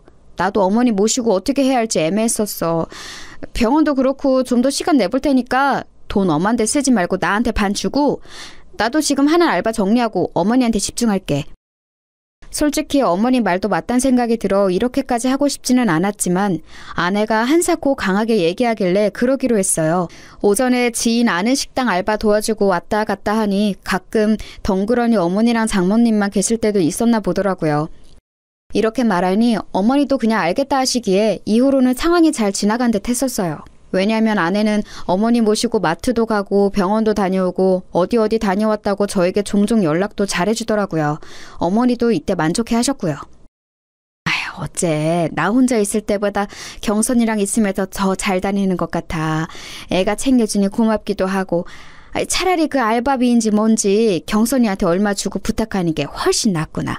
처음에는 좀 어색했는데 말이야. 그래서 마음을 놓고 있었지만 어느 순간부터 어머니 표정이 점점 어두워지시고 말수도 줄어드시더라고요. 제가 약간 걱정을 하고 있으려니 아내가 그 부분에 대해 설명을 해주었어요. 근데 이 말이 전 슬쩍 기분이 나빴지 뭐예요? 어머니 요즘 기력이 없으신 것 같아. 나랑 있을 때도 저러셔. 엄마 말로는 아마 이제 몸도 망가질 대로 다 망가지고 회복이 까마득하니 마음도 처지는 걸 거라고 하더라고. 어머니 몸이 그렇게까지 안 좋으신 건 아닌데 다리랑 허리를 제대로 못 쓰시는 거지 많이 엉망이 된 건 아니야. 에이, 뭘 또 그걸 따지고 있어. 그냥 그렇다는 얘기지. 아무튼 어머니 컨디션은 그러실만 하다는 거야. 너무 예민하게 듣지 마. 아내는 이렇게 말을 하고 넘어가길래 제가 볼 땐 저보다 더 어머니랑 오래 있으니 훨씬 더 정확할 거라고 생각을 했어요. 그래봤자 평생을 저와 함께했던 어머니인데 왜 그 기간 모셔준 아내의 의견을 더 의지했던 걸까요? 이후로 어머니는 좀 확연하게 달라지셨답니다. 어머니, 전에 나물 한번 무쳐본다고 하지 않았어요? 주말에 한번 해보실래요? 나물? 글쎄, 내가 그랬나? 한번 해볼까? 에이, 참 당신도 어머니 그런 거 하기 힘드셔. 하나부터 열까지 손이 얼마나 많이 가는데 내가 알아서 할 테니까 그냥 둬. 이렇게 아내가 공연히 옆에서 말을 자르고 어머니 표정이 어두워지시는 걸 보니 기분이 좀 안 좋았어요. 그리고 갑자기 어머니는 저한테 누나의 안부를 물으셨어요. 서울에 사는 작은 누나 말이에요. 제철아, 제희 많이 바쁘대냐? 거기 좀 가보고 싶구나. 안 그래도 저 역시 누나랑 얘기할 게 좀 있었던 거로 그날 저녁 통화를 했고 곧장 모셔갔답니다. 나야 엄마 잠깐 왔다 가는 건 상관없지. 근데 엄마가 기력이 없다고? 왜? 일단 내가 엄마 모시고 갈게. 어디 많이 아픈가? 이렇게 누나가 엄마를 모시고 갔는데 며칠 뒤 다시 데려다 주면서 이런 말을 하는 거예요. 제철아, 혹시 옆에 올케 있어? 없지? 있잖아. 나 좀 고민해 본 게 있는데 있잖아. 엄마랑 올케랑 사이가 좀 어떤 것 같아? 전 전혀 예상하지 못한 말에 약간 가슴이 울렁거렸어요. 이 사람이랑? 왜? 어머니랑 잘 지내는 것 같은데 누나 왜 그런 얘기를 하는 거야? 누나는 이때 숨을 들이쉬더니 잘 들으라면서 작게 말하더라고요. 생각해봐. 너 좀 듣기 거북하겠지만 나는 좀 이해가 안 가서. 보통 시어머니 병원 간다거나 간병인 붙여드린다고 하면 대부분의 며느리들은 그냥 둬. 자기 일거리가 줄어드니까.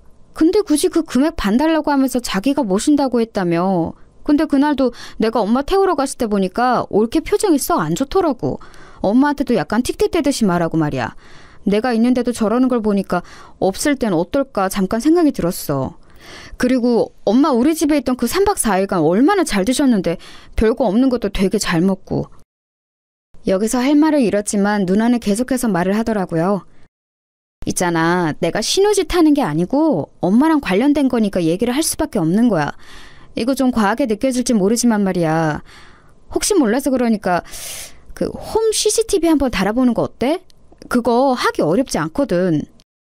저는 그렇게까지 해야 되나 싶어 말이 순간적으로 턱 막혔어요. 그런데 누나는 계속해서 강조를 하더라고요. 아니면 어쩔 수 없고 그 다음부터는 치우면 되지. 내 말은 길게도 말고 한 이틀 정도만 켜두고 봐봐. 집에 안 쓰는 공기계 있을 거 아니야. 진짜 내가 괜히 이러는 게 아니고 우리 남편도 내 얘기 들어보니까 평소 그렇게 활달한 엄마가 네 집에서 기력이 없다니까 좀 이상하대. 처남댁이랑 잘 안 맞으시는 거 아니냐며. 그리고 난 좀 신경 쓰이는 게 어쨌거나 돈 100만 원 받고 시어머니 봐드리기로 했으면 그 시간대에 자기 엄마 부르는 거 좀 아니지 않니? 엄마 얘기 들어보니 사돈이 그렇게 들락날락 하신다더만. 이것도 심지어 엄마가 먼저 한 얘기도 아니야. 내가 이것저것 물어봤더니 하는 얘기마다 다 사돈이 같이 계셨더라. 마트니 뭐니 엄마 모시고 어디 갈 때도 사돈이 운전하거나 뒷좌석에 계속 탔었다며? 엄마 얼마나 불편했겠냐? 저는 장모님이 이 무렵 때도 평소처럼 그렇게 자주 오시는지 몰랐어요. 어머니가 장애가 있으신 것도 아니니 일단은 집에 계실 수 있고 아내는 알바를 그만두는 김에 아이 등하교도 다 자기가 한다고 했거든요. 그럼 아이 때문에 장모님이 집에 이전처럼 오실 이유가 굳이 없는데 게다가 저희 어머니 아프신 것도 알고 계시면서 말이죠. 저도 약간은 불편한 감이 들었고 그래도 끝끝내 미루려고 했지만 눈 안에서 돌아오신 뒤 내내 밥도 깨작거리시고 표정이 안 좋으신 어머니를 관찰하게 되었어요. 한 집에서 이런 분위기를 감수한 채 주변을 계속해서 신경 써야 한다는 게 너무 골머리 아프더군요. 아니길 바라는 마음으로 저는 홈 CCTV를 알아본 뒤 주말에 한번 설치를 해보았어요. 그리고 그 다음날 출근을 한 뒤 아주 떨리는 마음으로 회사에서 홈캠을 열어보았는데요. 그걸 열어본 저는 입이 딱 벌어져 닫을 수가 없었어요. 아니, 출근해서 제가 여기 나와 있는 지 얼마나 되었다고 그런 풍경이 벌어지고 있는 건가요? 일단 보는 내내 제 마음이 진정되지 않고 머릿속이 하얘졌던 건 어머니가 너무 덤덤하게 계신다는 게 큰 포인트였던 것 같아요. 식탁과 거실 쪽을 비추는 화면 안에 어머니와 아내가 있었는데요. 요새 피곤해하시고 늦게 일어나신 어머니가 식사를 하시려는 것 같았어요. 그런 어머니께 밥그릇을 정말 아무렇지 않게 밀어내며 주는 모습에 순간 움찔했어요. 우리 아들이 아무리 지 엄마랑 싸우고 야단을 호되게 맞은 뒤에 밥 먹으러 나왔어도 저런 식으로 볼링공 굴리듯 줘본 적은 없는 아내입니다. 어머니는 그런 반응에 그냥 가만히 앉아서 고개도 움직이지 않고 계시더라고요. 누가 보면 잠들어 있는 줄 알 것 같아요. 계속해서 얼마 안 되는 그릇 몇 개만 쾅쾅 내던지듯이 두고 곧장 장모님이 한 화면에 잡히는 거예요. 장모님이 있는 상황에서 아내는 어머니에게 뭐라 소리 지르는 모습이 보였고 장모님은 그런 광경을 신경도 안 쓰는 듯 보였어요. 이 장면에서 저는 너무 놀라 잠깐 창을 닫았고 더 보고 있기가 힘들더군요. 오후에 켜서 다시 확인했던 내용에 비하면 이건 아무것도 아닌 셈이지만 적어도 제가 평소 생각했던 그림이 전혀 아니었어요. 아내랑 산 게 10년이 넘었고 이렇게 어머니랑 밀착해서 지내본 건 이 근래가 처음이었을 거예요. 늘 사근사근하게 말씀이 많으신 어머니가 우리 집 와서 너무 불편해하시는 게 아닌가, 왜 말수가 줄어드신 건지 조금 이상하긴 했어요. 그런데 대체 이게 뭐냐고요. 더 충격적이었던 건 꿀렁이는 가슴을 안고 제가 오전 11시쯤 다시 확인했을 때였어요. 그 안에 중간중간 확인했을 때에는 어딜 나간 건지 어머니는 방에 계시는 건지 잘 안 보였거든요. 이때는 거실에서 장모님과 어머니, 아내 세 사람 다 잡히길래 숨을 죽이고 다시 봤어요. 그런데 소파에 털썩 주저앉은 장모님과 우리 어머니는 화장실 쪽으로 허벅지 쪽을 잡고 힘들게 이동하시는 게 보이더군요. 분명 제가 있을 땐 아내가 일일이 서서 거드는 걸 봤는데 아내는 우리 어머니 쪽을 향해 뭐라고 소리를 지르는 듯 했어요. 이때도 너무 당혹스러워서 얼마 안 보다 다시 껐고 생각할수록 누나가 염려한 최악의 상황이 맞으면 어떡하나 고민되더군요. 하지만 오후쯤 다시 보았을 때 여전히 저를 짜증나게 만들었던 건 아내가 우리 어머니를 적잖이 함부로 대하는 상황 안에 장모님이 계속 계셨다는 거예요. 자기 집인 양 퍼져 계시더군요. 우리 어머니는 작은 방에서 나오시는 것도 못 봤고 날도 더운데 선풍기 하나로 괜찮으실까 싶었어요. 헌데 이쯤에서 제가 제 눈을 의심하게 된 화면이 있었는데요. 화장실로 어머니가 또다시 움직이는 모습이 있었는데 아내가 그 뒤를 따라들어 어머니의 등을 그 얄팍한 손으로 내리치는 거예요. 이미 앞서 많은 불쾌감과 혼란이 왔기에 이날 점심도 먹지 못하고 시뻘건 눈으로 이것만 계속 보고 있었는데 여기선 너무 놀라 저도 모르게 헉 하는 소리가 튀어나왔어요. 어머니는 아내의 손찌검에 그냥 고개를 숙인 채로 화장실 문을 열고 그대로 들어가시는 게 보였고 장모님은 분명히 그 장면이 보이는 곳에 있는 듯한데도 미동 하나 없으시더군요. 전 여기서 화면을 내린 후 목에 뭐가 걸린 듯 입을 계속 열고 있었어요. 침을 넘기기도 힘들고 대체 뭘 본 건가 싶더군요. 꿈이어도 깨면 기분이 지독하게 나빠올 판에 이게 뭔 상황이냐고요. 이게 현실이라니. 내가 아는 아내가 화면상 너무 진지하게 우리 어머니를 함부로 대하고 있었어요. 세상 무슨 자기 친구도 아니고 원수라도 저렇게 밀어대며 취급하지는 않을 것 같아요. 식사 준비하는 것부터 너무너무 기분이 이상했고 이후로 이어지는 광경들까지 무엇 하나 정상인 게 없었는데요. 심지어 우리 어머니 등짝으로 아무렇지 않게 손을 대며 화장실로 밀어내는 모습은 대체 뭐란 말인가요? 저는 곧장 떨리는 마음을 누르고 누나에게 바로 연락했고 놀란 누나에게 영상을 캡처해서 보내주었어요. 누나, 나 지금 내가 뭘 본 건지 모르겠다. 누나가 봐도 이상하지? 나 지금 좀 토할 것 같아. 어떡하지? 진정이 안 돼. 이 사람이 왜 그런 걸까? 누나, 나 이해 좀 시켜주라. 왜 이러는 거야? 아니야. 이 사람이 나보고 어머니 자기가 챙기겠다고 했는데 왜 그랬을까? 우리 어머니가 그렇게 경선했는데 말이야. 사진 보면 알겠지만 누나, 어머니 그냥 가만히 있단 말이야. 저렇게 손으로 쳐대는데 이게 말이 돼? 나 어떻게 이런 일이 다 있어? 누나는 전화를 일단 끊어보라더니 대강 확인이 되었는지 다시 전화가 걸려왔어요. 제철아, 안 되겠다. 좀 기다려줄래? 나도 같이 가봐야겠다. 나 금방 니네 집 가니까 너도 일단 집 쪽으로 가고 있어. 앞에서 만나자. 이리하여 누나와 저는 동시에 집으로 향했고 현관문을 열고 들어가 보고 제가 기함했던 건요. 아직도 장모님이 계셨다는 거죠. 박서방 지금 왔는가? 아이고, 너무 오래 있었네. 이제 일어나야겠다. 그렇게 말씀하시는 장모님은 뭘 그렇게 까드시고 계셨는지 소파 앞 테이블엔 과자가 한 봉지였고 볼이 미어질 정도로 빵빵해지셨더군요. 아내도 덩달아 일어났고 아들은 욕실에서 씻고 있는 듯 했어요. 저는 장모님 말에 대답도 안 하고 곧장 아내에게 물었어요. 어머니는? 어머니 방에 계시지. 주무시는 것 같은데? 형님도 오셨네요? 형님 무슨 일 있으세요? 이렇게 말하는 아내를 지나 곧장 저와 누나는 어머니 방문을 열었고 어머니는 찜통 같은 방에서 억지로 누워 계시더군요. 잠이 드신 듯 했다가 얼추 깨셔서는 저희 보고 왔냐고 하시는데 이때 너무 울컥함이 밀려왔어요. 허공으로 눈을 두고 어쩔 줄 모르는 저를 대신해서 누나가 어머니를 일으키더군요. 엄마, 잠깐만, 이쪽으로. 이렇게, 그치. 잠깐만, 올케, 이리 좀 나와봐. 나 좀 보자. 누나와 저 어머니, 장모님, 아내까지 다 누구 하나 자리에 앉은 사람 없이 일어서서 마주하게 되었는데요. 곧장 누나는 아내를 향해 핸드폰 화면을 내밀었고 바로 거침없이 폭격을 시작했어요. 내가 얼마 전에 엄마 모셔갔을 때부터 이상하다 했어. 올케 미쳤어? 우리 엄마가 뭐 치매라도 온 사람이야? 기억이 없고 말을 못하는 사람도 아닌데 우리 엄마 순하디 순한 성질을 갖고 이용하는 거야 지금? 여지껏 나나 언니들이나 제철이한테 우리 엄마가 말 안 하고 있으니까 더 사람 함부로 본 거 아니냐고. 올케 나 이거 신고해서 끝까지 갈 생각인데 어쩔래? 제철이랑 얘기해서 어찌해볼 생각하지 말고 빨리 결정해. 아내는 이 말에 허둥지둥 놀라면서도 미간에 주름이 잡혔고 장모님은 거기서 나서시더라고요. 아이고 사돈처녀 이게 다 무슨 일이에요? 우리 경선이한테 왜 그래요? 아니 듣다 보니 사돈이 뭐가 어쨌다는 것 같은데 하루 종일 시어머니 돌본 우리 경선이한테 뭐요? 신고요? 그리고 여기 친정엄마인 나도 있는데 지금 뭐 하는 짓이래요? 어른이 어른같이 안 보여요? 이때 제가 불쑥 나서 누나 앞을 막고 장모님에게 따지게 되었어요. 생각해보면 더 크게 따졌어야 하는데 참 아쉽네요. 장모님, 지금 이런 걸 따지고 싶지가 않은데요. 저희 누나도 친정엄마인 우리 어머니 때문에 할 말을 하는 거예요. 지금 저희 누나가 보여드린 거, 이거 안 보이시나요? 와, 저 보고 너무 놀랬습니다. 어떻게 저희 어머니한테 와이프가 저러고 있는 걸 그냥 보고만 계셨나요? 게다가 지금 집 거실은 냉방 때문에 추울 지경인데 저희 어머니 방문을 꼭 닫아두셨네요. 냉방 때문에요? 그리고 제가 네, 이건 저도 문제가 되겠지만요. 홈카메라 설치해두고 가서 오늘 뭘 하신지들 다 봤어요. 하도 어머니가 이전 같지 않고 이상하다고 해서 저도 신뢰를 무릅쓰고 이런 것을 해봤는데요. 뭐 하는 짓들이십니까 진짜? 그러자 꿀먹은 벙어리처럼 뒤에 숨어있던 아내가 겨우겨우 입을 열면서 뭘 봤는지 모르겠다고 일단은 잡아떼더군요.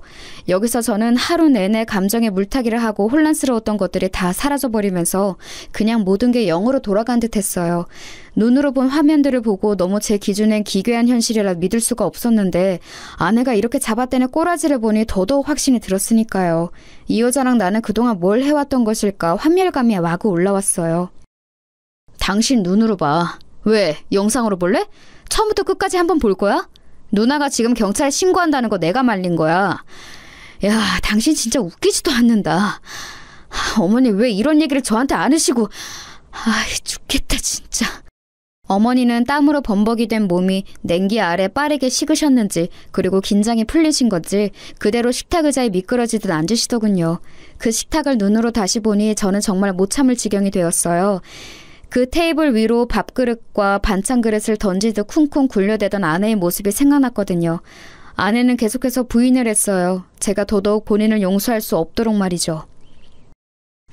당신, 아니 잠깐, 나 이거 뭔 상황인지 나도 모르겠어. 어떻게 이런 걸 말도 없이 놔두고 가? 언제 이런 건 샀어? 당신 진짜 무서운 사람이다. 내가 어머니한테 뭘 어쨌는데? 아니 막말로 해서 당신은 내가 얼마나 힘든지 알기나 해? 애 챙기고 어머니까지 챙기고 왔다 갔다 얼마나 힘든 줄 아냐고. 간병인 쓰는데 300은 넘을 거라고 걱정하길래 내가 그거 반뚝 떼서 달라고 했지만 나도 중간에 그만하고 싶었어. 솔직히 나도 짜증낸 거 있긴 하지만 이거 다 내 잘못만은 아니야. 형님도 아까 저 뭐요? 신고요? 와, 진짜 너무하시네요. 본인이 돌보실 생각은 안 하시고. 누나와 저는 이런 아내의 태도를 보고 더 말할 것도 없다고 생각했고 정말 더럽고 지저분한 꼴을 다 봐가면서 한 1년에 걸친 흙탕물 싸움 끝에 이혼을 하게 되었어요. 중간에 장모님이 얼마나 사냥개처럼 달려들고 절대 우리 딸 이혼은 못 시킨다고 악을 썼고 그럼 집은 내놓고 가라는 둥 말 같지도 않은 개소리를 하시더군요. 아내가 우리 어머니에게 했던 짓거리가 담긴 그 하루의 영상 기록을 보면 그 전에 그것도 어머니가 저희 집에 와 계시는 그 짧은 시간 동안 대체 뭔 일이 있던 건지 상상하기도 마음이 아팠어요. 어머니는 아무리 저랑 누나가 물어봐도 별거 없었다고 하고 자세히 말도 해주시지 않으셨어요. 아마 본인만 참으면 된다고 생각하시는 듯 했지만 우리 둘을 비롯하여 지방에 있던 누나도 올라왔고 미국에 있는 누나까지 귀국해서 다시 되짚어야 할 정도로 우리 가족의 상처는 컸어요. 가장 가슴이 찢어지고 죽을 맛이었던 건 저였지 않을까 싶어요. 어머니를 제외하고 봤을 때요. 그간 알아왔던 천진난만하고 순한 아내의 모습과 달리 초반에 그렇게 지극정성을 다하는 듯 하더니만 성인이 되어 손 한 번 제대로 잡아본 적 없는 우리 어머니의 등짝을 너무 아무렇지 않게 밀치듯 했던 그 모습. 저는 눈을 감아도 그 장면이 계속 눈앞에서 되풀이되어 내내 고통을 받고 있거든요. 뭔가 약이라도 있어서 먹고 잊을 수 있는 게 있다면 저는 그 장면을 제일 지워내고 싶어요. 게다가 저와 아내 사이에는 몹쓸 놈의 정이란 게 있었고 심지어 가장 저를 괴롭게 하는 관문이었던 자식, 바로 아들 정민이가 있었어요. 머릿속으로 당연히 이혼은 정해져 있었지만 생떼 같은 가족과 별 거지 같은 꼴을 다 치르고 찢어져야 한다니 너무 괴로웠어요. 어머니는 이 부분에 대해 너무 힘들어하셨어요. 별일 아니었다고 했잖아. 좀 이따가 다른 친척네로 가려고 했는데 왜 이렇게 일을 크게 만들었어? 이게 다 내 잘못이다. 아픈 게 죄야. 몸이 성치 못해서 자식한테 패만 끼치고. 사실 어머니가 이런 말씀을 하실 정도로 연세가 많지도 그렇게 몸이 다 멍망이 된 것도 아닌데 억지로 참느라 자식한테 말을 못하시고 나중엔 이게 알려져 자식이 이혼을 하는 것에 더 상처를 받으시다니 너무너무 가혹하게 느껴지는 거예요. 와중에 아내는 이혼하게 되었음에도 이런 독한 말을 내뱉었어요. 당신이 이렇게 한 거 안 잊을 거야. 정민이? 정민이 못 줘. 내가 키울 거야. 정민이 절대 안 돼. 그리고 뭐 고소를 해? 당신이 뭘? 내가 뭘 잘못했는데? 나는 아픈 시어머니 잘 봉양한 죄밖에 없어. 우리 정민이는 안 줄 거야. 정민이 누가 다 키웠는데? 우리 엄마가 나 아플 때 끼고 키운 애야. 아무튼 안 돼. 나는 뭐 고소 못할 줄 알아? 당신 몰래 촬영한 거 범죄야. 나도 알아볼 거야. 아내는 이렇게 악을 쓰고 소리소리 지르면서 자기의 다른 면모를 확인시켜 주었어요. 사실상 저런 일을 저지른 여자가 애를 데려가서 키운다는 것을 참을 수 없었지만 아이에게 물어봤을 때 얘는 이렇다 싶게 결정을 하지 못하더군요. 사실 정말 너무너무 가혹한 일이긴 했습니다. 도대체 왜 제 잘못이 무엇이길래 명백히 아내가 저지른 일로 어머니도 다치시고 제 결혼 생활도 파괴되고 아직 엄마 정을 못된 아이까지 빼앗기게 된 것이었을까요? 심지어 장모님은 동네에 온갖 욕을 퍼뜨리며 제가 바람을 피워서 이혼했다는 괴소문까지 퍼뜨리기 시작했어요. 찢어지게 가난한 본인네 집 형편에서 그나마 여유 있는 집에 시집간 막내딸내 기대어 매번 저렇게 왔다 갔다 본인은 호강에 겨우셨겠죠. 근데 이혼당해서 그 집을 나가야 하고 쫓겨나는 신세가 되었으니 아주 심술이 대단히 나셨나 봐요. 어차피 저는 집을 정리하고 그 동네로 옮길 예정이고 어머니 상태가 생각보다 많이 악화되셔서 더 신경 쓸 길이 없었어요. 이 무렵에 저는 정말 누가 뒤에서 제 등을 좀 잡아줬으면 좋겠다 싶을 정도로 아주 위태위태한 상태였어요. 어머니 영상을 본 것도 머릿속에 너무 뚜렷하고 살다 이렇게 기가 막힌 뒤통수를 맞아보는 것도 처음이었고요. 제가 이룬 가족도 붕괴되었고 매일 밤 퇴근해서 들어가며 보던 풍경과 아이 역시 다 잃게 되었으니까요. 게다가 스트레스가 꽤 심하셨는지 어머니는 얼마간 추가적인 치료를 더 많이 받게 되셨어요. 그동안 저도 회사에 휴가를 내고 한동안 정신과 치료를 받았어요. 뭐 할 수 있는 게 아무것도 없더라고요. 아내는 양육비며 이것저것 요구하는 게 많았지만 넋이나가 대꾸를 못하는 절 대신에 작은 누나가 많은 것들을 해결해주고 대신 맞서 싸워주었어요. 그래서 더 역한 꼴까지 가진 않았지만 하여간 저는 이후로 크게 일을 갈게 되었어요. 인간을 이렇게까지 미워해본 일은 아마 처음이 아닐까. 그것도 아이러니하게 사랑해서 결혼을 했고 아이까지 함께 낳아 키웠던 여자라니. 차라리 바람을 피웠다면 이보다는 나았을 텐데 싶어 몇 번이나 자다 깨서 경기를 일으키곤 했어요. 어머니의 상황은 갈수록 좋아지지 않았고 누나들의 근심도 커져만 갔어요. 누나들은 가급적 제가 빨리 일상에 돌아가길 바랬고 보다 못한 작은 누나가 이런 조언을 하더군요. 제철아, 일단은 잘 살아야 돼. 네가 지금 할 일은 그거야. 엄마도 지금 별수가 없어. 올케 정말 이상한 인간이잖아. 그 일 다 잊으라는 거 아니야. 어떻게 잊냐 사람인데. 잊어서도 안 되고 말이야. 일단은 너 살 길을 찾아서 살고 살아서 숨이라도 쉰 다음에 그 뒷일을 생각해보자. 이렇게는 죽도 밥도 안 돼. 왜 우리가 힘들어야 해? 엄마도 곧 좋아질 거야. 좀 견뎌보자. 누나의 말을 듣고서 저는 희망이 없는 상황이었지만 어떻게든 힘을 내보게 되더군요. 맞아요. 되던 안 되던 일단 살아서 숨구멍이 트여 있어야 뭐든 할 수 있는 거잖아요. 저는 얼마 안 가서 다시 회사로 복귀했고 이혼 사실을 주변에 조금씩 알렸고 사유에 대해서 굳이 언급은 하지 않았어요. 괴로웠던 건 아이를 아내가 데려가서 키우는 것 때문에 제 쪽에 결함이 있는 걸로 생각하시더라고요. 저는 이런 시선 때문에 더더욱 제 아이를 갈망하게 되었고 가끔씩 아이와 마주하게 될 때마다 속으로 더 크게 다짐을 하게 되었어요. 어머니와 아들 사이에 이처럼 쓰린 상처를 남겨 아리게 만든 건 절대 그냥 넘어가진 않겠다고 말이에요. 이혼은 어디까지나 필요한 과정이었을 뿐 저는 아내에게 제대로 제 화를 토해내지 못했어요. 그때는 너무 억울했는데 지나고 보니 그렇게 바보같이 제대로 화를 부리지 못했기에 다행이라고 생각해요. 그렇게 어줍지 않은 돈 따위로 퉁치고 해결 보지 않고 마음에 서슬퍼린 칼날을 품고 일을 갈다가 훗날 이렇게 완벽한 복수를 이루었기 때문입니다. 저는 정말 아주 근성 있게 계속해서 아내에게 완연하게 되갚아줄 날만을 기다려왔어요.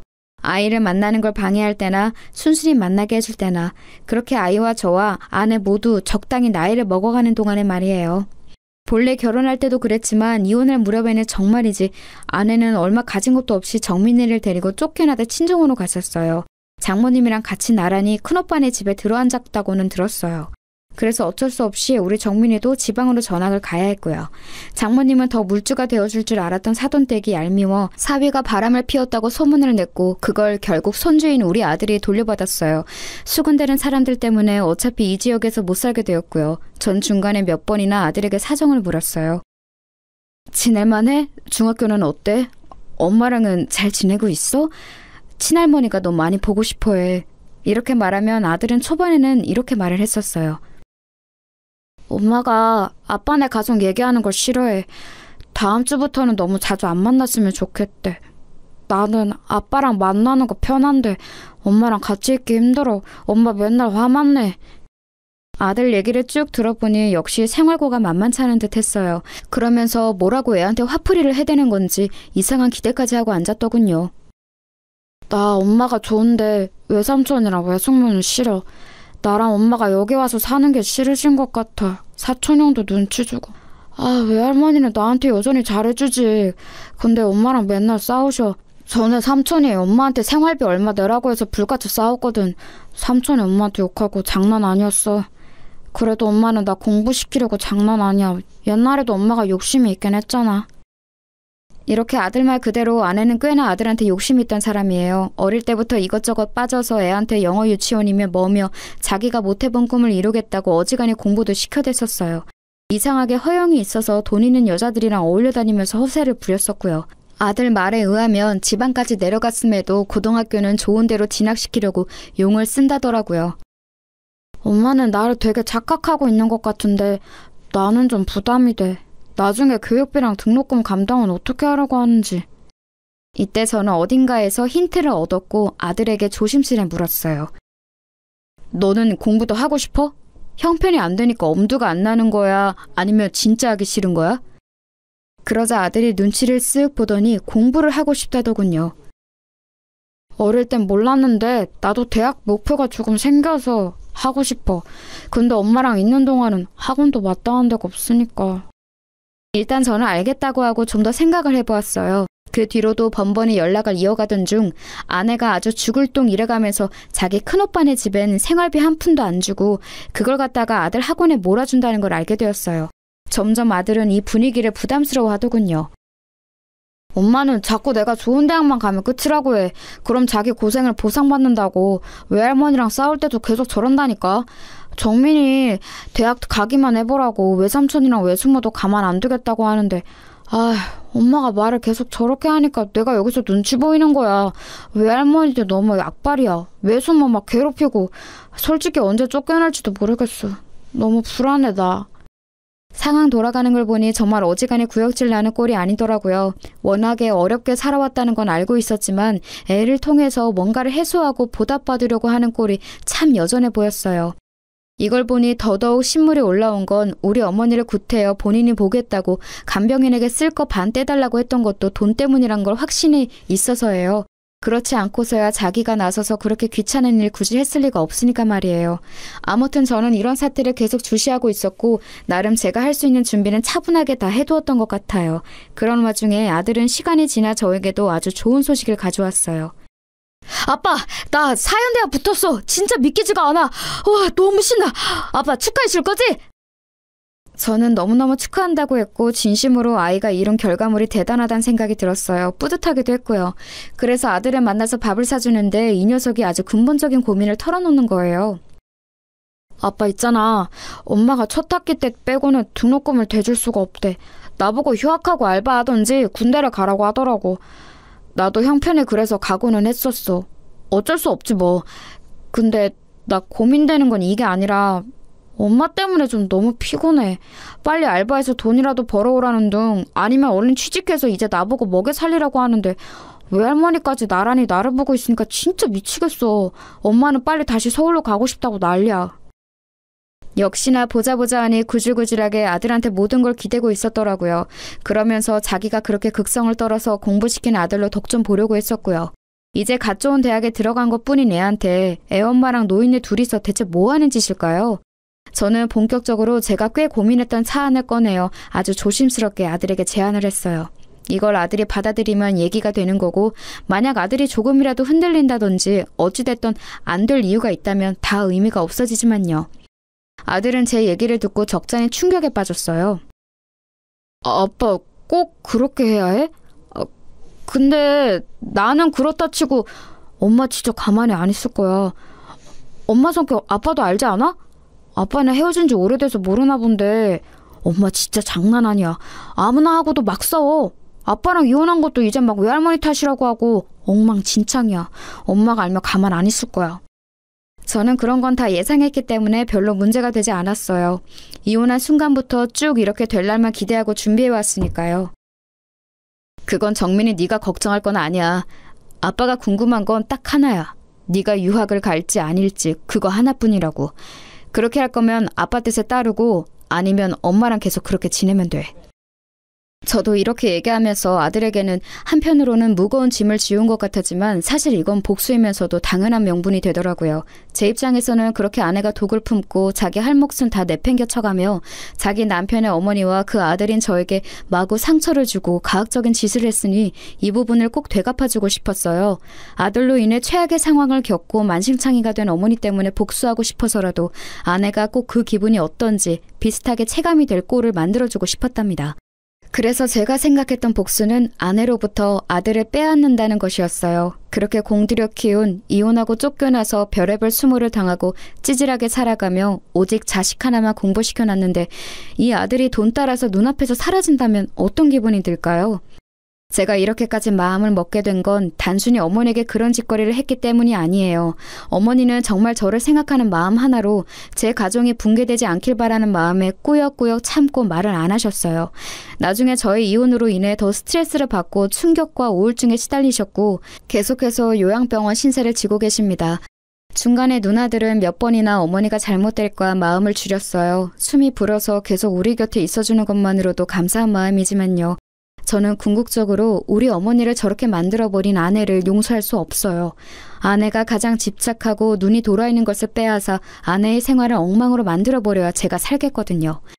아무튼 아들은 제 제안을 듣고 많이 놀랐고 감당이 안 되는 듯 했지만 저는 차분하게 설명을 했어요. 아들에게는 복수가 아니라 아들이 놓인 환경상 이혼하고 경제적 여유가 있는 한쪽 부모의 입장에서 당연히 제가 할 수 있는 제안임을 이해시켰죠. 너도 알아들을 나이가 되었으니까 얘기하는 거야. 엄마가 그간 너를 고생해서 키운 건 인정한다. 하지만 이후의 생활은 어때? 좋을 거라고 상상이 되니? 그렇지 않잖아. 많이 힘들고 할머니와 엄마의 기대가 너무 버겁다며. 외숙모 삼촌에 새들어 사는 것도 하루 이틀 아니냐고. 아빠는 정민이 너가 공부를 더 할 수 있도록 지원해줄 생각이야. 유학 관련해서도 충분히 알아봤다. 그런데 한 가지 조건이 있어. 아들은 여기까지도 예상은 못한 듯 했어요. 보아하니 아내가 절대 자기 입으로 본인 잘못을 말했을 리가 없겠더군요. 아빠가 굳이 엄마와의 연락을 모두 끊어야 지원해줄 수 있다고 말한 건 이유가 있어서야. 친할머니가 아프신 건 엄마와의 관계 때문이란다. 네가 엄마랑 같이 있으면서 내 지원을 받으면 엄마는 그걸 좋게 받아들이지 않을 거야. 받긴 받겠지만 자기를 위해서 쓰겠지. 이런 얘기를 너한테 해서 미안하지만 아빠는 그런 상황이 된다면 너한테 오롯이 들어가는 게 아니라 외할머니와 엄마한테 넘어갈 돈을 지원해줄 수 없다. 그래서 너한테 다소 힘든 상황이겠지만 제안을 해보는 거야. 사실 진즉 아빠는 널 데려와서 키우려고 했어. 하지만 너가 엄마 손이 많이 필요해 보였고 엄마도 너를 못 놓았고 순전히 널 위한 배려로 엄마 곁에 둔 거야. 내 경제적인 도움이 필요하다면 아빠는 얼마든지 줄 수 있어. 하지만 엄마랑 연결되어 있으면 도와줄 자신이 없구나. 너는 어떻게 하고 싶어? 아들은 시간이 필요하다고 했고 저는 결정할 시간을 주었어요. 이 시간이 참으로 아들에게 무겁고 갑갑한 시간이었을 거란 건 알지만 어쩔 수 없어요. 우리 가족이라는 형태 안에서 한 번은 넘어야 했을 고비니까요. 당연히 아들 입장에선 너무 어려웠을 거란 생각이 들었죠. 그래도 전 막힘없이 같은 제안을 할 뿐이었어요. 성인이 되어 자기 의사를 결정하게 되었고 한쪽 부모와의 삶이 많이 버겁다면 아이는 다른 선택을 할 수도 있는 거예요. 결국 제가 주었던 기한이 다 되어 아들에게 전화가 걸려왔어요. 이때는 저도 순간적으로 두근거리더군요. 아빠, 나 엄마랑도 좀 얘기를 해봤어. 엄마가 단번에 안 된다고 하더라. 아빠에게 안 꺼내고 그냥 유학 얘기만 했는데 엄마는 도저히 받아들일 수 없나 봐. 무슨 형편으로 가냐고 난리를 치고 호강 좀 받아보겠다고 다 키워놨더니 무슨 개똥 같은 소리냐고 하네. 그래서 저는 다시 되물었어요. 네 생각은 어떤데? 엄마의 의견은 그렇다 치고 네 생각도 확실하게 말을 해봐. 나는 내 마음으로는 유학을 가고 싶어. 상상도 못 해봤던, 꿈에서도 한 번도 안 그려봤던 그림이 유학이야. 근데 아빠한테 얘기를 들으니 정말 참을 수 없이 가고 싶어졌어. 저렇게 엄마가 반대하고 들어놓으니까 더더욱. 아들은 간절히 가고 싶어하는 게 느껴지더라고요. 저는 더 들어볼 것도 없다고 판단했어요. 그럼 된 거야. 너는 유학을 가면 돼. 뒷일은 아빠가 알아서 할 테니 신경 쓰지 말고 네가 간단히 생활할 짐들을 챙겨서 나와라. 이렇게 되어 아들은 짐을 챙겨서 서울에 있는 제 집으로 왔고요. 그전까지는 지 엄마에게 아무것도 오픈하지 못하도록 했어요. 이윽고 이 사실은 제가 전화로 알리게 되었답니다. 저는 이 순간을 얼마나 기다렸는지 몰라요. 정말 수년이 지나서 10년이 지나 목소리로 서로 1:1 대면을 하게 된 것 같아요. 개면쩍게 전화를 받는 아내에게 저는 결론부터 줄줄이 말을 해나갔답니다. 오랜만이네. 나도 당신한테 전화 같은 거 걸고 싶지 않았어. 진정하고 있잖아. 정민이는 내가 알아서 할 테니까 당신은 이제 당신 앞가림이나 잘하고. 알겠지? 뭐? 정민이가 뭘 어쩌고 어째? 지금 뭔 말을 하는 거야 당신? 이처럼 덜 떨어지고 멍청한 말투로 분을 토해내는 아내의 반응을 보며 저는 정말 속으로 너무너무 웃음이 나와서 멈출 수가 없었어요. 너 우리 어머니한테 한 지 잊었어? 어디 한번 제대로 뒤통수 맞고 아들과 엄마 사이 피눈물 경험해봐. 이 말이 목구멍까지 차오르는 걸 참느라 목이 아플 정도였네요. 머리가 나빠? 무슨 말인지 모르겠어? 애 공부에 오른시키느라고 본인 머릿속 지능은 다 갖다 버렸나 봐. 정민이 앞길은 내가 알아서 한다고. 당신 사는 거 힘들 거 아니야. 애 어릴 땐 당신이 하도 박박 악을 써서 지랄을 해대니 그땐 내가 놔준 거야. 거진 10년이 되도록 끼고 살았으면 할 만큼 누린 거 아니냐고. 이젠 뒷일은 내가 알아서 할 거야. 애 유학도 하고 그 구질구질한 데서 안 살게 끌어내왔어. 그니까 여기는 신경 끄라고. 알아듣지? 저는 이때 환희를, 이 기쁨을 정말 이기기 힘들었어요. 어머니 일을 당했을 때 저는 너무 충격이 크고 주저하며 바보같이 어쩔 줄 모르고 소극적으로 대처했었어요. 몇 번이나 나쁜 생각을 했었고 어머니는 그런 상황에 두고 아내를 철썩 믿었던 저를 탓했었고요. 저는 정말 그날의 장면을 한 번도 잊은 적이 없었고요. 계속해서 기다리고 또 기다렸어요. 철저히 준비해서 구질구질한 싸움 없이 아주 간편하게 아내에게 복수를 할 수 있는 나는 말이에요. 아내가 저렇게 발작을 일으키는 건 그간 저의 고통에 대한 아주 재미있는 보상이랄까? 솔직한 마음으로 더 잘못되라는 마음도 컸지만요. 아무튼 아내는 길길이 날뛰고 그 뒤로도 한 일주일간은 전화가 왔었어요. 저는 마무리 확실히 짓기 위해 걸려오는 전화마다 다 받고 몇 번이나 확인 사살을 시켜줬어요. 왜? 애한테 다 쏟아붓고 그지 되었는데 애 뺏기니 못 참겠어? 당신 진짜 웃기다. 남의 엄마랑 아들 사이는 아주 반타작을 내놓고 본인 자식이랑은 잘 살 생각을 야무지게도 했네. 당신이 우리 어머니한테 한 짓을 내가 이혼 정도로 끝내주니까 세상 살기 쉬워 보이지? 이제 알아서 살 길 잘 살아. 정민이는 당신이랑 살고 싶지 않대. 돈에 환장해서 사람 함부로 대하는 벌을 아직도 못 고쳤더라. 어디 이제 아들한테 슬쩍 업혀갈 생각을 해? 주제를 알고 당장 꺼져. 그 꼬라지 들어주는 건 더 이상 정민이한테 한 남기지 말라고 오늘까지만 해주는 배려야. 앞으로는 국물도 없으니까 전화하지 마라. 그 구질구질한 목소리 또 들려오면 난 더한 짓도 해줄 수 있어. 기대하는 게 좋을 거야. 이렇게 된 이후 저희 아들은 제가 준비해준 내용을 토대로 유학을 갔어요. 간지 이제 좀 되었기 때문에 본인도 적응을 하고 있고 원했던 공부를 할 수 있어서 만족하는 것 같더라고요. 아들에게는 이런 사정을 구구절절 말하진 않았고 얘 역시 꽤나 자기 엄마한테 지쳐 있었던 모양입니다. 본인이 나서서 한동안 엄마를 보고 싶지 않다고 하더군요. 아무튼 다 쉬어빠진 목소리로 장모님한테도 항의의 전화가 걸려오긴 했어요. 울면서 자기 딸을 용서해달라고 말이죠. 자네, 내가 사과할게. 내가 이렇게 죄 받겠네. 우리 딸한테서 정민이를 그렇게 데려가면 어떡하나. 아니, 이혼하고 쫓아낼 때도 아무것도 안 주지 않았나. 그럼 다 한풀이 한 거 아니야? 자네 어머니 돌아가신 것도 아니고 정정하시다며. 정민이 말로 할머니 멀쩡히 계시다고 병원에 입원해 계신다더만. 그만하면 노인네가 잘 살고 있는 거지. 뭐 그렇게 아직까지 한이 맺혀서 우리 경선을 이렇게 괴롭혀. 자네도 그러면 죄받아. 이게 완전 사람 피 말려서 복수하는 것도 아니고 뭔가 대체. 그만하고 돈 갖고 사람 골리지 말고 정민이 얼른 경선이한테 보내주게. 걔 하나 대학 보내겠다고 생뼈를 깎아가며 아주 밤낮없이 일해서 공부시켰어. 어? 경선이 아주 알아 누워서 일어나지를 못해. 제발 좀 봐주게. 응? 하지만 장모님 뜻대로 제가 해드릴 리가 있나요? 전화 잘못 거셨다고 하고 끊어버렸습니다. 그리하여 저는 저대로의 삶을 살고 있고 아들과 연락을 매일 주고받으면서 살고 있어요. 저도 시간 날 때 출장 시기를 맞춰 같이 들어가서 만나기도 하고 아들과의 추억을 새롭게 만들어가는 중입니다. 어머니도 느지막이 정민이가 우리 쪽으로 온 걸 아시고 조금은 마음을 놓으신 듯해요. 말짱한 아들이 이혼하고 손주까지 처가로 넘어간 것 때문에 어머니는 마음에 우라가 엄청나셨거든요.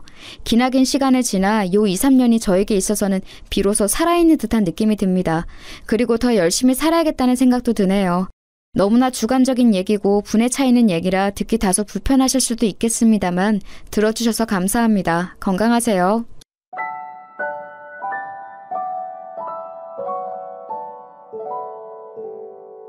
you